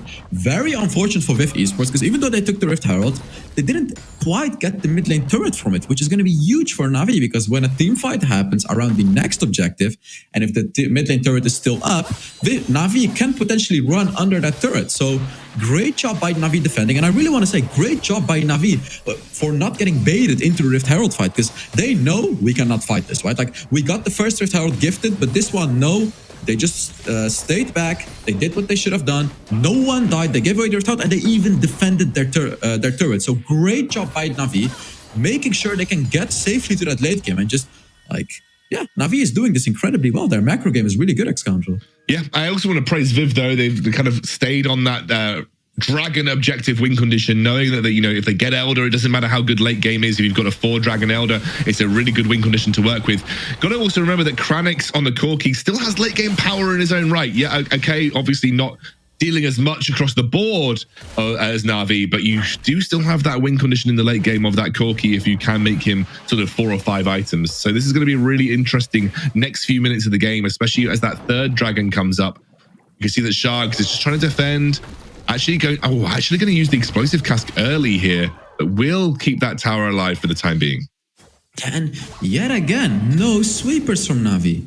And this is a very interesting choice because even though they will have a lot of wards, if we actually look at the vision game, ViV Esports is doing fine. ViV Esports is doing fine. You know, the tires you can see with the sweeper right here. You need a sweeper in your team. Oh, they're going to try and catch out ViV for the time being. Taken down. Dropped. Oh, it's the stone plate. Oh, suplex stone plate, Garen. It's disgusting. Oh, that was absolutely beautiful from Millup. He absolutely slaughtered Navi. Oh my that was God. absolutely insane. ViV Esports with a single moment tear Navi asunder. Oh, that was perfect. Garen used the stone plate and Millup, boom, instantly ulted him, essentially dealing double damage. And as you look at his replay, look at Vi, uses his stone plate and into his team, dealing like half of the HP of everyone. And then Tyrus just cleans up. What an amazing ultimate by Millup on that set. Absolutely incredible. And now Navi is going to be like, okay, don't do that again. All right, don't use your stone plate. And I honestly feel it's even a mistake getting that stone plate into Millup on that set, because the more HP you have, the more damage set ultimate does. So Millup, incredible ultimate right there. Wow. Yeah, you forget it. You forget how good set is into stone plate meta, because a high HP target like Fee, that ultimate deals damage based on their max health, and that is insane. What's even more insane, by the way, is despite that fight, the gold's now only just even. Like, it's minimal difference between the two teams, but it's enough to get ViV back into a confidence position. And I think Fee will definitely think twice about using stone plate in these situations. Oh, what a crazy... That's a very aggressive package from Kranix right there. But won't come to anything. They're trying to chase down Yekui for the time being. Oh, suplexes right into the wall. Yekui now locked up by a body slam. Flashes away, but he's just dead. That's a great start as Vex jumps in. Nice ultimate by Thrall for the time being, trying to kite away. Kranix picks up a kill. Tyrus, 1 versus 2 on the back line, will be able to pick a double kill, and suddenly ViV have absolutely come straight back into this game. An immediate call for Baron, and Navi left wanting. We're going to game 3, surely. Incredible job by ViV Esports. It seemed like they were struggling in the beginning, not quite understanding how strong their composition was. But right after that first Rift Herald, they did it, right? They took the Rift Heralds, and here, if we look into this replay, beautiful ultimate by Kranix right there, singling out the champion, making sure they have to use their disengage tools. And right here, look at Tyrus, boom, with the ultimate, going ham on the Ragnarok. And Xiao is desperately trying to buff some of his champions, but it's not really proving very worthy, as Kranix in the backline is just relaxing because there is no support like the Alistar in the last game that is diving him constantly. So great job by ViV Esports, really finding the strengths in their composition and utilizing it to its full potential. And right now, we're in the same situation, Xandro. 3 dragons, Elder Dragon is going to come in a few minutes. Are they going to do it this time, or are they going to fail again? Oh my goodness, this is what a wild turn of events here for ViV. It felt like they were getting beaten out at every stage right now. They felt like they were really struggling to cope with Navi, to cope with Yekui on the Kaiser specifically, but it's just been so excellent to see ViV come back after one team fight. They have completely turned this game around. The Baron pushing in, those barrels coming in from the Gragas. Now chunking, that's a huge amount of damage from the explosive cask. It's enough to force them back away from the tower, and that's going to crack open these inhibitors. ViV pick up 2 inhibitor towers. They're going to pull Fee back in. He's not even using the stone plate. He's too scared. He's too scared of using the stone plate. And that's 2 inhibitor towers that drop. Yeah, and that's a very dangerous Baron that ViV Esports had, right? Like, you're down to inhibitor turrets for Navi. You cannot defend that. You just cannot defend it, especially when you're up against a Corki who can do a lot of damage from a long range. Unfortunately, Navi loses 2 of their inhibitor turrets, and Elder Dragon is going to sponsor. There's going to be a lot of pressure on their base. Although the Vision game, they still seem to be doing fine, and somehow, some way, I guess the only way that Navi could win right now is if they get that godly team fight again, right? They get the team fight, they steal away the Elder Dragon. That would be the only way that they could win, but they're probably going to lose this inhibitor, or they may lose this inhibitor as well. They're desperately looking for the fight here. Without Millup in the actual picture, they're trying to go for it, but the Baron minions are making it too hard right now, Hells. Vex was looking for a flank. He's actually he's a full level behind Tyrus, nearly 2 levels behind Tyrus right now too. Elder spawning in 30 seconds. They know that they need to fight this, but honestly, it feels like ViV are going to run away with this right now. Yeah, definitely. And ViV Esports with the Cloud Dragon as well. It's incredibly hard to catch up to them as Navi Esports because all the Dragons are on the side of ViV Esports. And there he goes. There he doesn't go. He doesn't die. Nearly got caught out, but he barely survives with the blast cone. And Floor just chasing them down. Actually going to force them to use the riposte even just for a simple... They're going to rush it? Zephyr, they are going to at least try and force the issue. They know that they have to. I mean, right, Kranix is a little far away. Oh, Kranix has picked up the Void Staff. That's like pure, like insane late game Corki build as well. Because obviously Corki's majority magic damage, so it makes a lot of sense to have that magic penetration. Garen flashes away. No stone plate this time. No stone plate this time. That's an immediate use of the explosive cask. It's damage all over the place right now. You can see that Miloop's just taunting Fee. He's just saying, come on, mate. Come on. Come to the team fight. I dare you. I dare you to come to the team fight. And that's exactly what he's doing. Oh, Vex over the cool. He feels frustrated. This play from Vex feels frustrated, and he just dies to Sharks. Damage is big coming out from Miloop. He uses the true damage onto Fee. Fee there, immediately locked up. That's the shockwave for the time being. Keeling comes through. That's the first kill. It's 4 versus 4, but they're going down and they're getting dropped. That's a pull-in from Miloop. They've got the Elder as well in the same time. That's a 4-Dragon Elder, and Kranix is just going to, chunk Osprey away. A single beautifully timed rocket sums this game up. It was a symphony of team fights for ViV, and they'll take the second game in this series. Yeah, this is what should have happened in the first game, Xcounter. Let's be honest, this is what should have happened. ViV Esports was looking super powerful in the first game as well, and it's great to see that the mental game was there, right? They were fully focused on this game. They only screwed up the first few minutes, but right after, it's ViV Esports. It's ViV power, and they dominated Navi. Oh my god, man. And it was off the back of one team fight. It was, I mean, look, everyone knows what the play of the game later is going to be, but it was all off the back. It was all off the back of one team fight. I mean, it was a crazy experience. Obviously, Navi unwilling to fight in the early game, but this was where ViV kind of made that their first error again, like just a little bit of a misplay around the Rift Herald, right? Exactly. This is where ViV Esports didn't quite play their composition to the powers. The idea was good, right? Like they wanted to contest both objectives because they know they have the composition for that.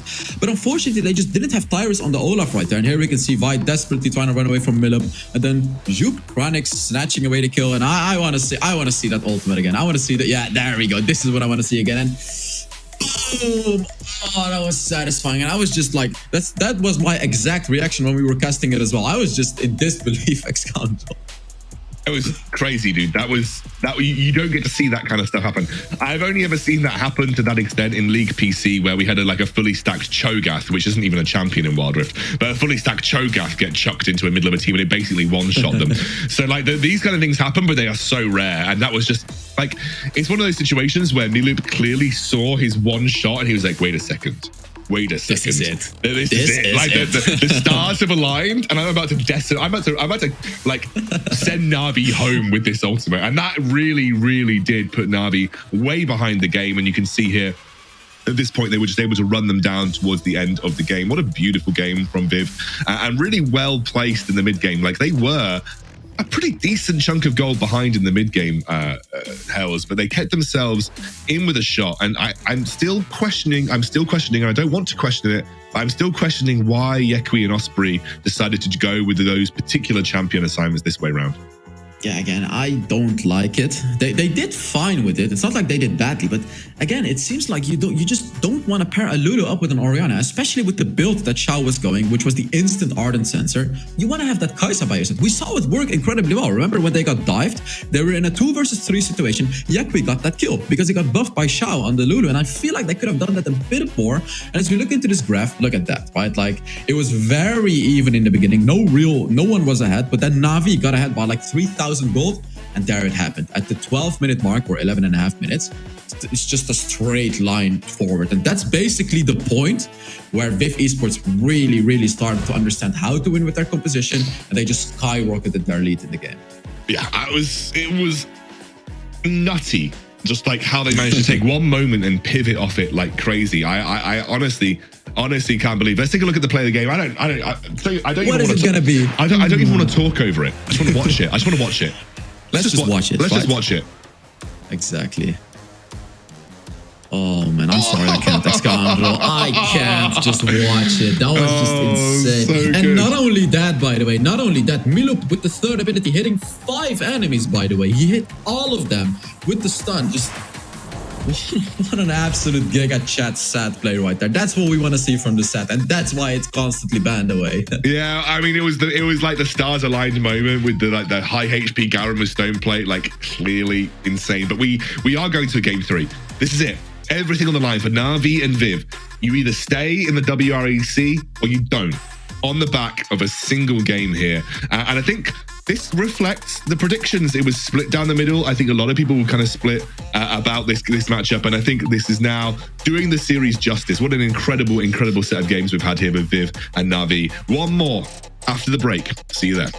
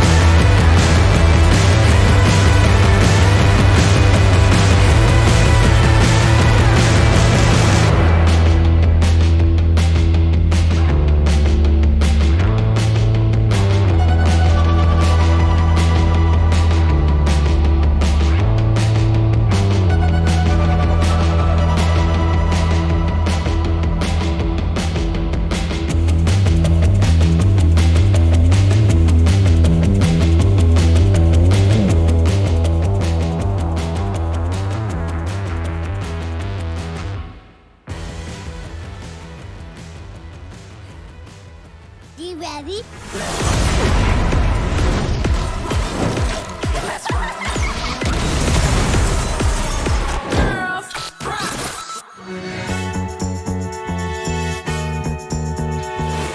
Welcome back, everybody, to the WREC. I'm here with Hells, and we have got one more game of this ViV versus Navi series. And before the break, I said it is everything on the line, and I'm going to reiterate, it is everything on the line for these two teams. You lose, you're out of the competition. You win, you're going through to the losers bracket final, where you'll face either one of Team Queso or Formulation Gaming, which is the series that will happen after this. But we need to turn our attention to this final game in this series, because ViV have just come off a massive upswing, huge win for them, and it is mental reset time this time round. Hells for Navi.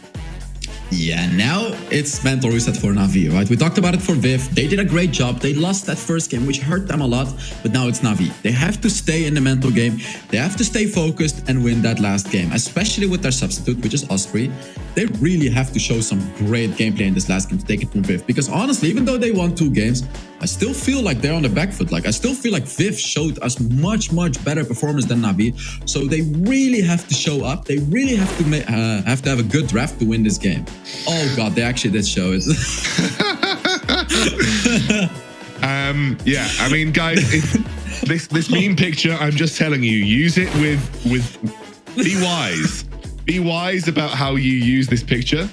That's all I'm going to tell you. But yes, that is how close I am to getting tilted when I play ranked with anybody apart from Hells. Hells doesn't make me tilted. Anyway, speaking of tilted, let's think about how these guys need to reset. I think before we get into it, though, our wonderful Carmeline on the sideline has been thinking about the last game of this series and her points before we head into Game 3.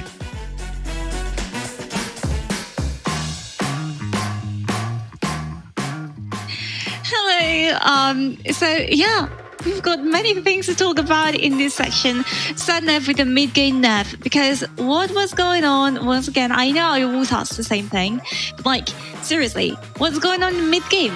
Like, this team seemed to be like, oh yeah, I'm doing fine, I'm taking turrets out, you know, getting these kills, and suddenly you get to minute like 10, and then you start like just declining in quality of gameplay. So please, let's fix this. Let's do this better next time, okay? For this one game, I want to see something that lasts more than 15 minutes, perhaps, like in the last one. I don't know, just give me something else. Give me something unexpected, not just a mid-game nerf, as I'm saying. My next point that I want to talk about is the speed run, and that refers to the time of the game. It's because, once again, I know this is Wild Rift, and I know this is not like 40-minute game in League of Legends, but please, can we have games that last a little bit longer, where a team doesn't just start snowballing and then everything goes down to hell, not hell's level, down to hell? Please. Thank you. As a viewer, I will enjoy it much more. And finally, but not least, of course, ban Olaf. Like, he's messing around for 2 entire games in the hands of Tyrus. Isn't that enough of a reason for you to ban it? Please ban it, or at least pick it yourselves, Navi. That's all I'm asking for. With that being said, I'm handing over to Cast 6 Scoundrel. Hells Devil, it is yours. Thank you so much, Carmeline. And yes, Olaf does seem to be a relatively important pick, not only because Tyros is kind of wrecking on it right now, but also because Vex is known as a bit of an Olaf god.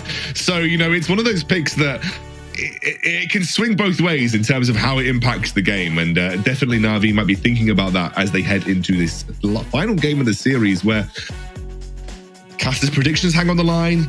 WRC even being in the competition hangs in the line. Like, both of these teams are incredibly close to either being out of the competition or moving through one step closer to being a top 4 team in the WREC. I want to reiterate that, by the way. You win this, you are technically a top 4 team in the entire competition. So that is a huge win for anybody. And obviously ViV coming in as, we all touted them as the dark horses of this competition. Like, you know, they're really kind of like going under the radar. I think that last game proved exactly what we meant here, Hells.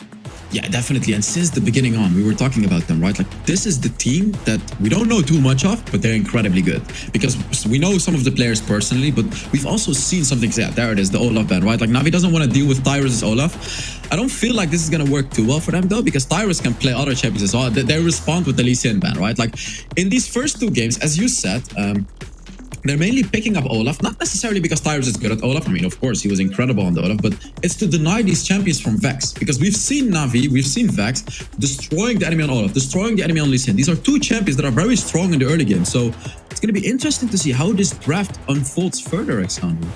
Yeah, I think you've kind of hit the nail on the head here. A lot of this has been about targeting Vex and trying to make sure he feels as uncomfortable as he can. I think Vex thrives when he's on champions that can have much more impact early, and that's where the Olaf and the Lee Sin really favors him. He's very, very good at ganking. He's very good at reading where to be on the map.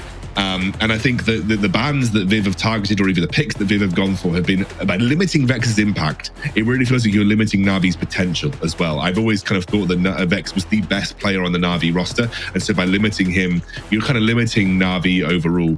But we say that we're into the final first pick here is going to be Ziggs, which is left open this time round. Yes. Navi get their hands on it. Yeah, definitely. I want to talk about a champion that I would love to see, but this is more of a dream. And no, it's not going to be Jhin, because I know Jhin is never going to happen, but that would be Pantheon. Ooh, and okay. I know Pantheon is not quite the strongest competitive pick, but if we look at Vex, and I've seen him play Pantheon, and the playstyle of Pantheon is quite similar to Lee Sin, right? Where you're super strong in the early game, perhaps even stronger than Lee Sin. Is he gonna get picked? Probably not, but like I want to see some sort of an early game champion picked for Navi, because he just Vex didn't really make those later game champions work in the jungle Excandro. Yeah, I also got to remember that I think Tyrus' most played champion on his solo queue account is Pantheon. I'm pretty certain he's like an absolute Pantheon master as well. So like if there was a situation where Pantheon could be picked, I mean Tyrus is definitely the type of player that would do it. That is a Galio. A Galio hasn't actually been touched this entire series in picks or bans, but this is the first time it gets picked up on first rotation by ViV. That to me is very interesting. Maybe feeling that they're going to go for some sort of dive potential on the back of the line, you know, with the Ziggs. I feel it's a bit dangerous to pick Galio this early, especially against Ziggs. We know Galio does incredibly well against those magic AP assassins, right? Like Evelynn, Akali, Katarina, etc., etc. They left the Rakan open as well, and they've left an incredible combo open because Navi has the Ziggs Rakan. He didn't want to play against this. And even though, okay, Galio, sure. Galio actually does quite well into the Rakan because he can deny that engage pretty effectively. But Ziggs and Rakan combined, that is a dangerous combo, Excandro. Yeah, Ziggs Rakan as well. Lots of peel, lots of engage potential. The flexibility of Rakan is what makes him so strong. And they're going to go for the Jace. Someone who someone another pick that hasn't actually seen much play or even ban. Presence is the way I'd better describe that. It hasn't seen much presence in this series, and so that's an interesting pickup here. Navi have kind of switched the gears up for this final game in the series here. We'll see what ViV respond with. They've banned the Gragas, so Sharks is going to be on something completely different in this game. When the Vi comes out, the single target lockdown comes through for ViV. That's a very, very unique pick. You don't see huge amounts of it in competitive, and that's going to get locked in. But we did see it from Tyrus. We don't see it in competitive. Nearly never, really. I don't even remember. Honestly, I don't even remember a game seeing Vi. But Tyrus has already played it multiple times. He's known for his Vi. He's incredibly good on this champion. And they're picking it yet again. Even though it didn't work as well yesterday, because they lost, they still showed an incredible performance. They're picking it again right there. And I assume they're going to be fully diving that Ziggs right there, right? And they have it. They have it. Vi ultimate. Galio follows up. Corki with the package. They can pick some other champions as well. They have the answer to Ziggs. But I want to say something, right? We interviewed Snitch earlier. He says we as a team thought that we can counter Ziggs, but Ziggs always poses a huge problem. Even if you counter pick him, it's still Ziggs. He deals massive damage. So I feel ViV Esports is kind of challenging Navi right here. Like, sure, pick Ziggs, we're going to counter it. And this is their response to it, Alexandro. Yeah, it's very much sort of Vi ult into Galio ult every time. I think it's like a budget Camille Galio, but this time it's Vi Galio. Like he just has that, you know, because Vi can't be stopped. When she uses her ultimate, she can't be stopped. So you always have a direct line in to wherever Vi's going if you're playing the Galio in that instance. So could be interesting to see how that pans out. Now, the Garen and the Jax have been banned away here by ViV. It's going to be a Zed ban and an Irelia ban. Makes sense. Makes sense. You know why? I'm sorry to interrupt. Yeah, no, do it. These are champions that hard counter the Ziggs, right? These are the champions that can one-shot the Ziggs. And Navi knows that ViV Esports wants to do this, so they ban away those mid lane champions who have that potential, which is the Irelia and the Zed. Zed, obviously, with the Death Mark, the ultimate, can go for the Ziggs. So now they're forced to pick something like the Ahri, which is still okay, but Ziggs can play it more safe against the Ahri. Yeah, that was I think it's like kind of like another sort of single target lock-off pick. I mean, the problem that I'm seeing with the ViV comp right now is like you are relying very heavily on making those picks to make this comp work, and that relies very heavily on vision control as well. But we have seen from Navi they don't opt for sweepers, so you know you're always going to have consistent vision on the map here for ViV. So that's something that you can play towards. It will be a Renekton lock-in right now for Fee, which is a very solid blind pick. Has very few bad matchups in the Baron lane. Let's see what the final pickup is for Navi. I imagine it's going to be their mid lane offering with something like Orianna still on the table. You still have a lot of safe mid lane picks that you can default towards. So let's see what Navi go for. Yeah, and about Renekton, he used to be, I believe he used to be the 100% pick and ban champion. And talking about 100% pick and ban champions, Fiora gets picked off, who was a really solid champion, especially against that Vi, because when Vi ults Fiora, you can Y post it and you will stop it. So very, very good response to that Vi. And I feel like ViV Esports may have dug their own grave right here by picking these counters against Ziggs, because their counters have been countered by Navi, because the Renekton and the Fiora do incredibly well into those champions. Absolutely. Set will be the final pickup here. I love it from Miloop. Had a great set performance. What a way to almost like mentally throw the gauntlet down and be like, well, this is what tore you up last game. We're going to go for it again. It's not as good of a matchup for Set into Renekton. It is a tough matchup for Set, realistically. Yeah. Gets a little bit out-sustained, and when you go for the all-in, you kind of lose. So it's definitely a bit of a matchup you've got to watch out for. You won't have as easy time as you did versus the Garen. The one thing that you've got going in your favor, if you want to go think about it, is that apart from Ziggs, you are like full AD top side of the map. So there's a lot of value for armor here, and you can make use of that in the mid game before Ziggs gets to like super late game mode. So maybe a case for like Dead Man's Plates early on, because they could be really useful here. And that might be something that ViV can work towards. Both teams have good scaling though, don't get me wrong. Like both teams have got pretty good scaling on either side in terms of what their champions do in the late game. It's just about whether that you can keep that Ziggs alive for Navi. Like this entire comp is about keeping that Ziggs alive, and if you can't, then I think you're going to struggle. If you can, then I think you're going to win. Yeah, definitely. And ViV Esports has that Corki again, right? And we know the famous package of Corki, which is going to give them a massive advantage during those objective fights. And then we talk about the first objective again. Is it going to be the same story as the first two games? Is this going to be ViV Esports wanting to fight again? Because when you have that Corki, really regardless of your composition, you just have a massive advantage during those objective fights. Yeah. I think like objectives are going to be a really key point in the game, but it's about when these objectives fights actually happen is going to be the most important. But look, I think we need to hype this up a little bit, Hell. So we're into the third game of the series, the last game of the series. Winner goes to the loser bracket final, top 4 team in the entire competition. Loser goes home with nothing, nada. Got to get yourself picked back up for the last chance qualifier, I assume. So it's going to be a really, really important game for both Navi and ViV. It's a 75% Twitch chat vote, or whatever we're doing for votes. Navi win here. Not sure I'd call it that easily, but it's definitely a good comp for Navi to work with. Yeah, and if you just delete their names, as in like just look at composition versus composition, I would honestly go for Navi's composition right here. They do have the tools to defend the Ziggs. There are stasis enchant in the game, so you can just use the stasis to block out stuff. And like they do have the tools to fight. Like I honestly feel like Navi does have somewhat of the better draft if they can just play around well around the objectives, because obviously they have to deal with the package from Chronix. I feel that Navi should be able to take this on, but we saw from the last two games, ViV Esports is looking stronger than Navi. Yeah, I think ViV, especially in the team fights, as you mentioned, is a really, really important thing to look out for. And I think when they've got a comp like this, it's very team fight orientated. Like it's all about this entire comp revolves around execution of team fights here, Hells. Yeah, and if you look at ViV Esports composition as well, they have a lot of magic damage, right? They have the Corki and the Ahri, which are the two main carries. Sure, Tyrus and Miloop deal damage, but these are bruisers. These are not the big damage champions, right? Like these are not like the Ahri and the Corki. And I feel like if the Renekton and the Fiora go for somewhat like a lot of magic resist, they will be able to frontline the damage. Yeah, Kui has to be careful. The taunt is there from Floor. He's only level 2 for the time being. Yeah, Kui taken down very low. The flash could come through, but Sharg's already burnt a lot of his summoners here. Gonna play it safe. Yeah, and Tyrus was actually looking for an invade. He got out alive. You know, he didn't get the jungle because Vex got helped by his teammates. But I like the aggressive playstyle by Tyrus. Yeah, Niloop here. Just gonna clear out the wave and Again, you've got to be careful in that Renekton matchup. It's not something that you win that easily. Kranix, very low.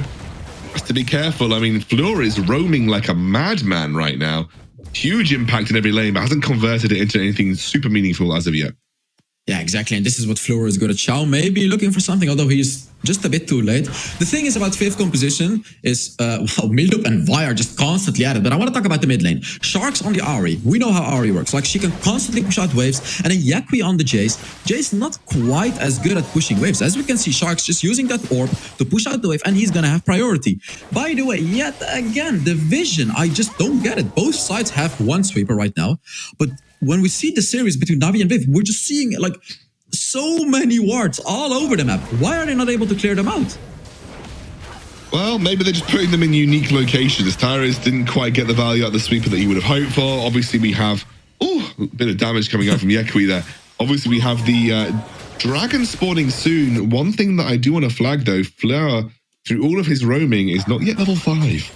That's a pretty big ultimate to not have, and they're actually giving him some solo experience at the bot side of the map to try and get him level 5 right now. Exactly what you're saying. Exactly. He needs that ultimate for the dragon. He only has 22 seconds, and he needs that solo experience to get it. And Kranix is being taken low. Oh, he's flashed very hard here. Yakui taken down low and drops the Tyras. He goes in onto Kranix and gets punished immediately because Tyras is hanging in the wings. Tyrus using his ultimate to get that kill, and even though they got the first butt, it is a bit risky because you have to ask yourself, will they need that Vi ultimate during those fights? And we talked about it, this first objective is going to be incredibly important. They got the first butt, which is amazing for them.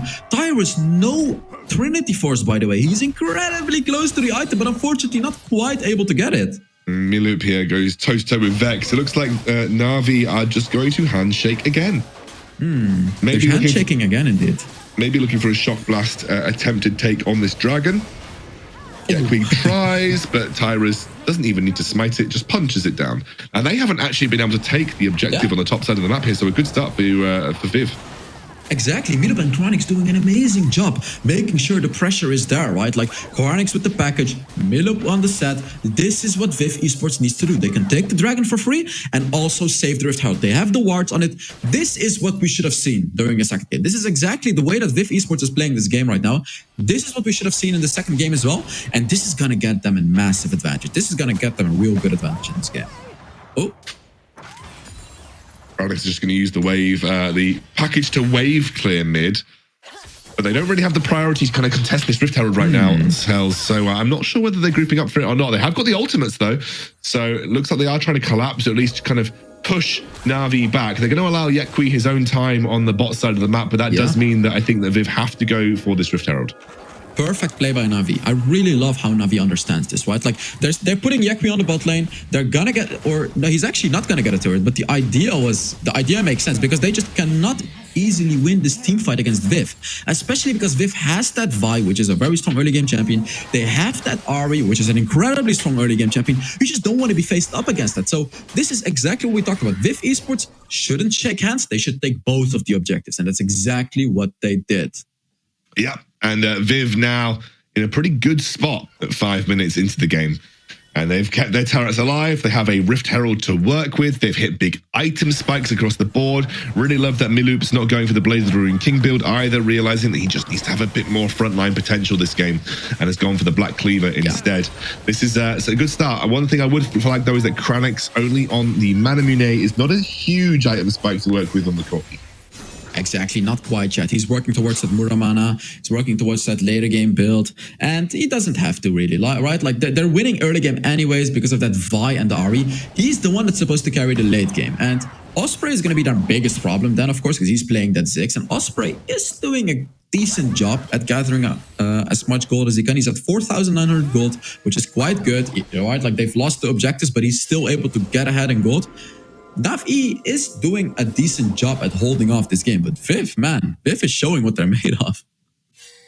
That's good. I mean, we want to see this. This is the last game of the series. The ViV certainly living up to expectations. You know, a lot of pro players said, well, it can go either way. We think that Navi are the better team, but ViV on their day, on their upswing, are a team that can definitely take the fight straight to Navi. And right now they absolutely are. It's about how they convert over the next 5 to 10 minutes, though, that's going to be really important for ViV's hopes in this game.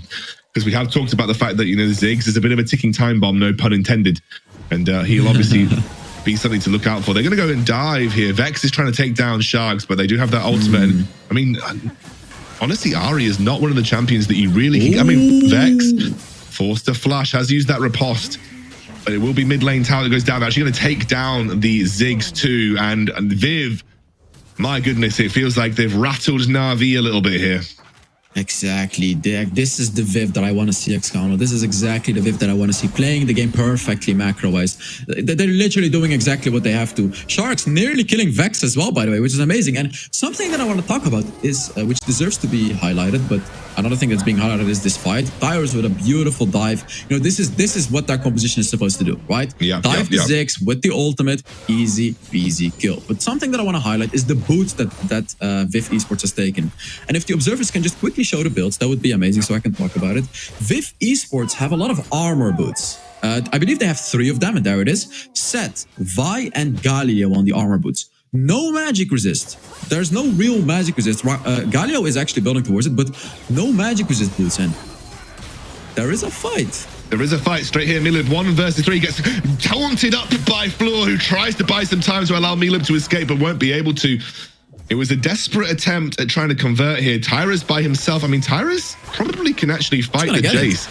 Yeah. I think Tyrus can fight the Jace at this point. He can just tank it. He can just tank this damage. Like, he doesn't... Oh, he actually nearly lost it. He filled his smite, and there he goes. Oh, he'll get away with it. The Hextech fruit, or rather the honey fruit. I call it the Hextech fruit. So it's because I saw the Hextech bomb coming in. The honey fruit's enough to keep Tyrus safe and sound here. Sharks gets a beautiful taunt onto Osprey, who goes down. Now they're going in onto Shao, who's already burnt quite a lot of his resources. He'll get ignited up, and he's dead. And oh my word, Navi falling apart at the seams right now. They do trade cross map, which is good enough and keeps them in that gold range where things are still relatively even, but they're losing objectives left, right, and center.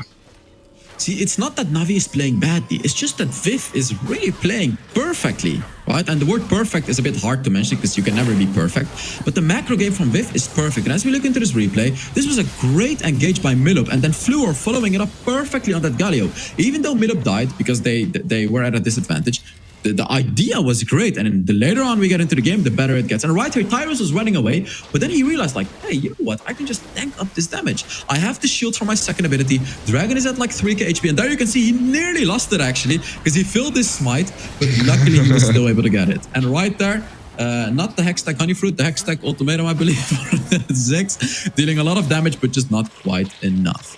Shark's almost dropping down here. You can see that Fleur has to back away. He's gone for the Dead Man's Plate. We did think the Dead Man's Plate would be an item that would be of high value this game. And obviously that's going to go straight over to Floor for that engage. We have 4k gold lead now opened up for ViV in the final game of the series. And I need to reiterate the stakes here. If you win, you're a top 4 team in the WREC. You're going to the losers bracket final where you're going to face either Formulation or Team Queso. If you lose, you're out of the competition and you have nothing more to say. I mean, you're still a top 8 team, but obviously the stakes are huge, right? There is a massive difference between being a top 4 team and having a potential to win the whole thing, because, right, like they can go next and win the whole thing, or just losing out. So there is a lot of pressure on both of these teams for this game. Absolutely, going to pull in Yakui here, who gets dropped up, locked up, slot up by that Vi. Doesn't go down for the time being, but here comes the cavalry, and Kranix is available. You can see the Vex immediately exhausted, forced to back away. Gets pulled in, though. A little bit of an overextension. That will be the GA popped for Miloop, or rather for Tyras. And they're going to drop that Rift Herald almost as like an instinctual reaction. Now Fee onto Sharks, but Sharks is over the wall and in support of his team. They might be able to get this bot lane tower with that Rift Herald, so they do get value out of both of their Rift Heralds here, Hells. Exactly, and even though Navi did a very great job at defending Osprey on the Ziggs, Ziggs just doesn't deal enough damage yet. He only has the Luden's Echo, which is obviously not going to be enough, and he's going for the Seraph's Embrace as well, which is going to be starting off as an Archangel Staff. So there it is, he got his Archangel Staff, just not enough damage, and the problem is the third dragon is coming, and are you gonna give this third dragon to ViV Esports again? That's of course not a good idea. And if we look at the side of ViV Esports, we see Corki on the Muramana, the upgraded item, and then the Solari Charge Blade, the BF Sword. He has the power that he needs. So it's just Navi doesn't have that power behind their mage damage, which is Osprey on the Ziggs, and that's the whole point of that composition, right? Enabling the Ziggs and the Ziggs hard carrying. I feel like Navi have also missed a trick in every single game where they've just been unwilling to fight for the dragon. And unfortunately, you ain't getting away from that Scowl, just locked up. And again, maybe lack of sweepers. Maybe the fact that the vision can just be pushed so far into the enemy jungle. And that's the problem when you are playing a game. Yes, okay, it's nice to have loads of wards, but when you're the team that's behind, those wards become significantly less useful and sweepers become 10 times more useful because you want to make sure that your own jungle is safe. And right now it's not. ViV immediately exploit that. This is the third dragon of the game, and every single series, pretty much 90% of the dragons have gone towards ViV. They're baiting right now, by the way. They're probably not going to go fully for the dragon unless, of course, Navi gives it for free. But as you can see, they didn't fully go for the dragon. And I really like that because they were just baiting, right? They were looking, okay, is Navi going to go for it? If they went for it, ViV would have just slaughtered all of them. But then Navi understood that, which is really good by them as well. Like, really smart plays. They know what they can go for and they know what they cannot go for. They didn't go for it and just gave away the dragon for free. If they had gone for that right there, I believe the game would have been over right then and there. Yeah, absolutely. I think realistically, Navi have to pick their battles at this point, and that was not a bad items on Corki. Yeah, it's insane. He's Kranix is quite frequently referred to as one of the best AD carries in Europe. By the way, I think a lot of people say he's one of the most underrated players that we have in Europe in its entirety, and he's proving on this Corki why he's so high value as a player. Big group up around the Baron for the time being. You can see Floor walks his way in. He wants the fight. The taunt goes down. They immediately look at Vex. Vex is down. Vex is dead. Kranix is unstoppable as he jumps over the wall, and Scowl now the target. Locked up by Tyras. That's a double kill. A double kill over to Kranix. And Milu backs away, getting battered by Sharks, but there's going to be a huge amount of damage from 5. He gets dropped down immediately. A triple kill for Kranix. They're going for Yekwi. This is a huge win for ViV. This is going to be Baron for them now as well. This could be their key to the losers bracket final. This could be their key to knocking out Navi. Huge win, 3 dragons, later game composition, 10,000 gold ahead. What else can go good for ViV Esports right there? And here the desperate attempts from Navi, as you can see, just desperately trying to go for this Baron, but they cannot. And really the only way that Navi can win this game is stealing away the dragon. And even doing that is probably not going to secure the win for them. The Osprey on the Ziggs is just way too behind of Kranix. As we can see, Kranix getting a triple kill in the last fight. And I'm sure we're going to see a replay of it very soon. It's just Kranix is basically dealing like 3 times more damage. And as we head into the replay, I want to put your eyes on Osprey right here because Fluor did an amazing dive, but Osprey's positioning is amazing. But he's not dealing any damage. Like, before he throws away 1 bomb, Kranix has already gotten 1 kill. And as you can see, Osprey is just getting CC'd. Meanwhile, Kranix with the double kill already, right? Like, this is basically what's happening right now. Kranix is super ahead on 3 items, while Osprey is only on 2 items, with one of them not even being upgraded yet. And there it is, like, ViV Esports pushing with the Baron, and they may as well get 2 inhibitors again, Excalibur. Yeah, they can just make this siege happen so easily. With both an Ahri and a Corki, it's very easy to push things in. And Ziggs not so effective at clearing Baron minions either. You can see Corki just wailing away on that mid lane inhibitor tower. Fee just popping the ultimate, desperate to make the engage happen. They go in for a Scowl, gets a double lock up. It's a big play. They've got the Hega going as well, trying to take down at least 1 member of ViV for the time being, and they do. They'll take down Flower, but that will be it. They'll lose 2 inhibitor towers for their troubles. There's no real way that they can effectively punish Kranix, and he knows it. He'll dive across the wall as Shao maybe trying to ward him away, but those inhibitor towers don't come back. That is it now. Those are 2 lanes that are going to be constantly pushing into Navi. This game is over. Unless Navi is able to steal out the Auto Dragon, this game is over. ViV Esports, just absolute incredible performance. As I said, like, up until this point, honestly, this is what every game of theirs should have looked like, because this is what it kind of looked like in the early game, but they just screwed up a few things. But this game, Excalibur, ViV Esports played it perfect, and they've maintained it throughout the entire game, not giving a single breath to Navi. They are 13,000 gold ahead. I want to reiterate, by the way, who Navi is. This is a team that we classified as a Titan, and there's going to be a fight right now. Oh, Mila straight into the front line, pulls them back. Vex a little bit low and a little bit late on the riposte. And they will be forced to dive away from the engage coming out from ViV, but they've already burnt a lot of resources to make that happen, and the Elder Infernal is spawning in just 15 seconds. Yeah, Navi is one of the titans, and ViV Esports is making Navi look like the underdog right here. We may have a new titan coming up, which is ViV Esports, right? They've really made a name of themselves in this tournament, and they're going to be going for this Elder Dragon right here. And I believe this is going to be the same story. It's going to be a bait, right? They're not fully going to go for it. Tyrus is just going to go for it, just to kind of force Navi to step into their territory, and they do step into the territory. Yeah, obviously Milup's the target here. He actually used the face breaker and doesn't quite land on anyone. But as you mentioned, they don't want to be too risky with this Elder Infernal. Things can still go wrong. They've got the package to work with for the time being. That's going to be the engage. Comes through from Milup. He goes straight in. That's the package straight onto Corki. Kranix now taken down very low. Forced to flash over the wall. And he's going to go down. For the time being, he's dead. He went way too far here. Now Tyra's in the backline by himself. But the damage is already gone right now for ViV. That was a huge pickup. A huge pickup onto Kranix's floor. Desperately trying to at least allow Tyra's an exit path. They will take down Milup. They will take down Fee for the time being. And Floor will get flashed away from. But that was maybe a bit over-eager from Kranix and over-zealous from ViV in general. But it doesn't really matter too much for the time being. As you can see now, Milup's the target, pulls back in. Facebreaker was great. Onto Vex. Sharks will have that ultimate soon to play with. Can't quite find Vex for the time being, and they will be able to reset and maybe go for this Infernal once more. Definitely. Wow, they nearly lost that team fight against Navi Excando. Navi did a really great job catching out Kranix right there, and it feels like he got a bit too ahead of himself, going a bit too deep, because as we look into this replay, we can see Kranix with the package, Milup with a beautiful engagement, then Kranix dives deep into the composition and gets destroyed by the Renekton, as you can see. Very, very risky, but they're lucky that they're so ahead, because honestly, Excando, if they weren't this ahead, this may as well would have been like a deja vu from the first game, right? Like, them winning super hard early game and then losing the Elder Dragon fight, losing the Elder Infernal yet again, and then just losing the game. But in this game, ViV Esports was able to take 2 inhibitor turrets, and even though they were losing, even though Navi kind of won this fight, as you can see, the minions finishing off Jace as well, which is really funny. That's what happens when you have these strong minions. There's going to be another fight right there happening for the Elder Dragon. Yeah, I mean, they have to constantly think about it, don't they? If you're Navi. Tries to go for a catch here, Sharks. They won't have that ultimate available for the fight. Has used one of his spirit rushes to look for a potential charm, but can't quite make it happen. It's a pretty big ultimate not to have, though. Will be on a relatively low cooldown for the time being. You see that Tyros is just sat over the wall, has got a ward there as Floor already pops the Blade of the Ruin King passive from Fee, so that is a relatively important thing. You can see they are starting up this Elder Infernal. Shao takes a lot of damage here. Milup's on the sideline, maybe looking for some kind of engage. A steal?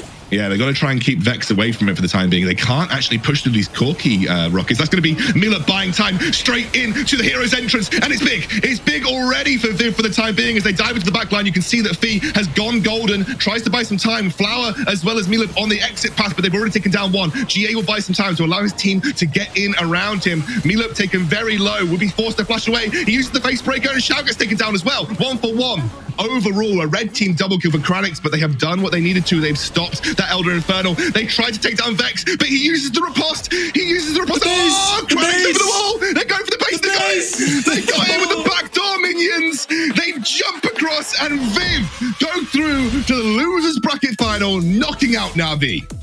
Oh my god, the base! I was about to scream through it. The base is dying. Sure, ViV Esports was losing the fight, but the base was dying. They pushed it and they ended the game. Excando, ViV Esports taking the series from Navi. What an absolutely exciting series we had. Crazy, dude. That was an insane end. I love that they just baited and delayed and let the minions get into the base, and then they realized all they had to do was block the escape. I mean, you can watch back from some of these early game plays. It was just, again, the early game from ViV was much more proactive, and I've got to be honest, Navi's constant play around letting dragons go for free and hoping that they can maybe use the Rift Herald to snowball things elsewhere, it didn't really work out for them, honestly, Els.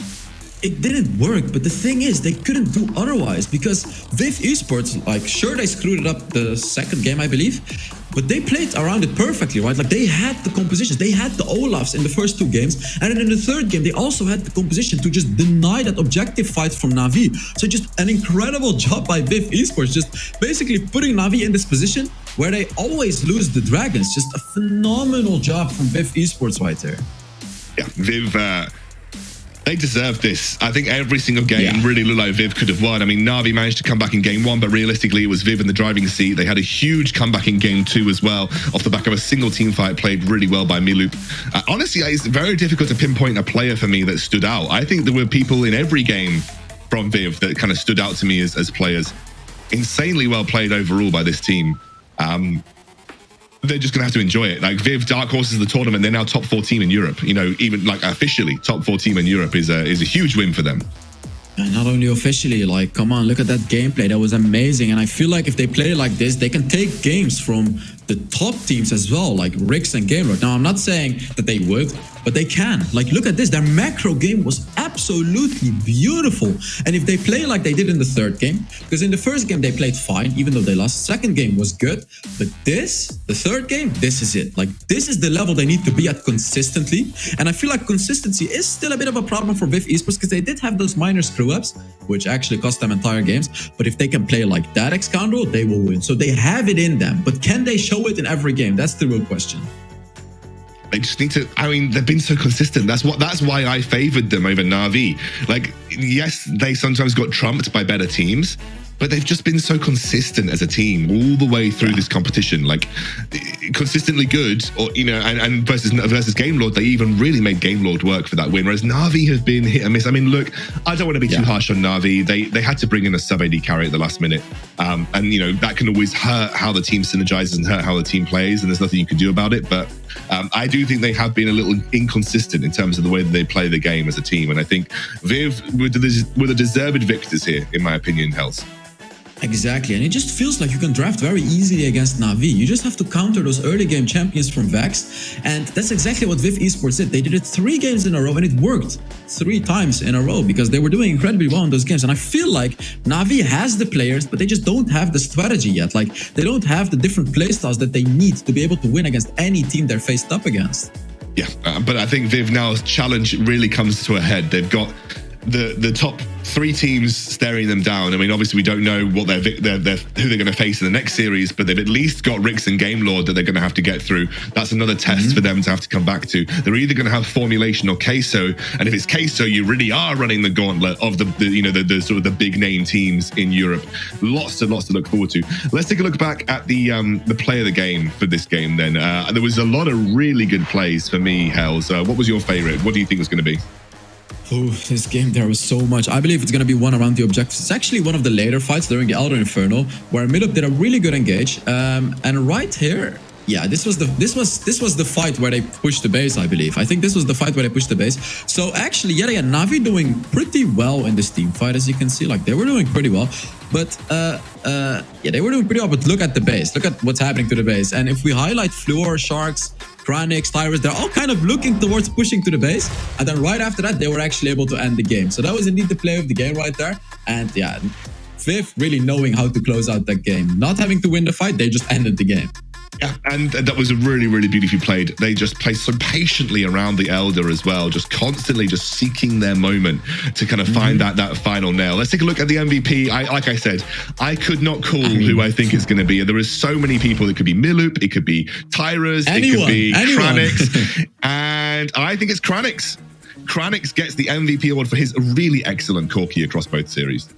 Yeah, exactly. And in the first game, or sorry, in the second game, Kranix did a crazy job as well, but it's especially because of the third game, right? On that Corki, just getting so ahead of Ziggs, just doing so much more damage, being the one that's doing all of the damage, really. Like, he's the one that was hard carrying the game, and then, like, he really did his job. Like, also with the packages during those team fights, during the objectives, just Kranix. I mean, look at this one shot. Boom! That's one shot, doing like 40% of the HP. Crazy, crazy performance from Kranix last game.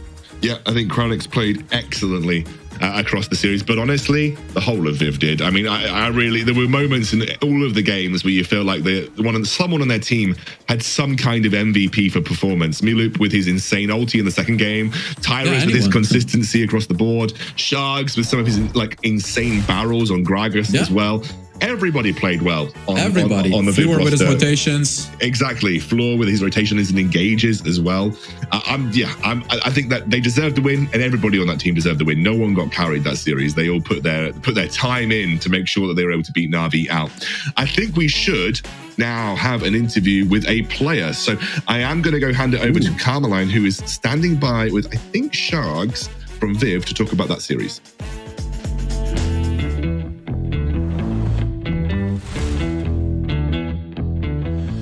Well, hello, indeed, I'm here with the Sharks. So welcome, Sharks. Congratulations for the victory. Hello. Thank you. Hello.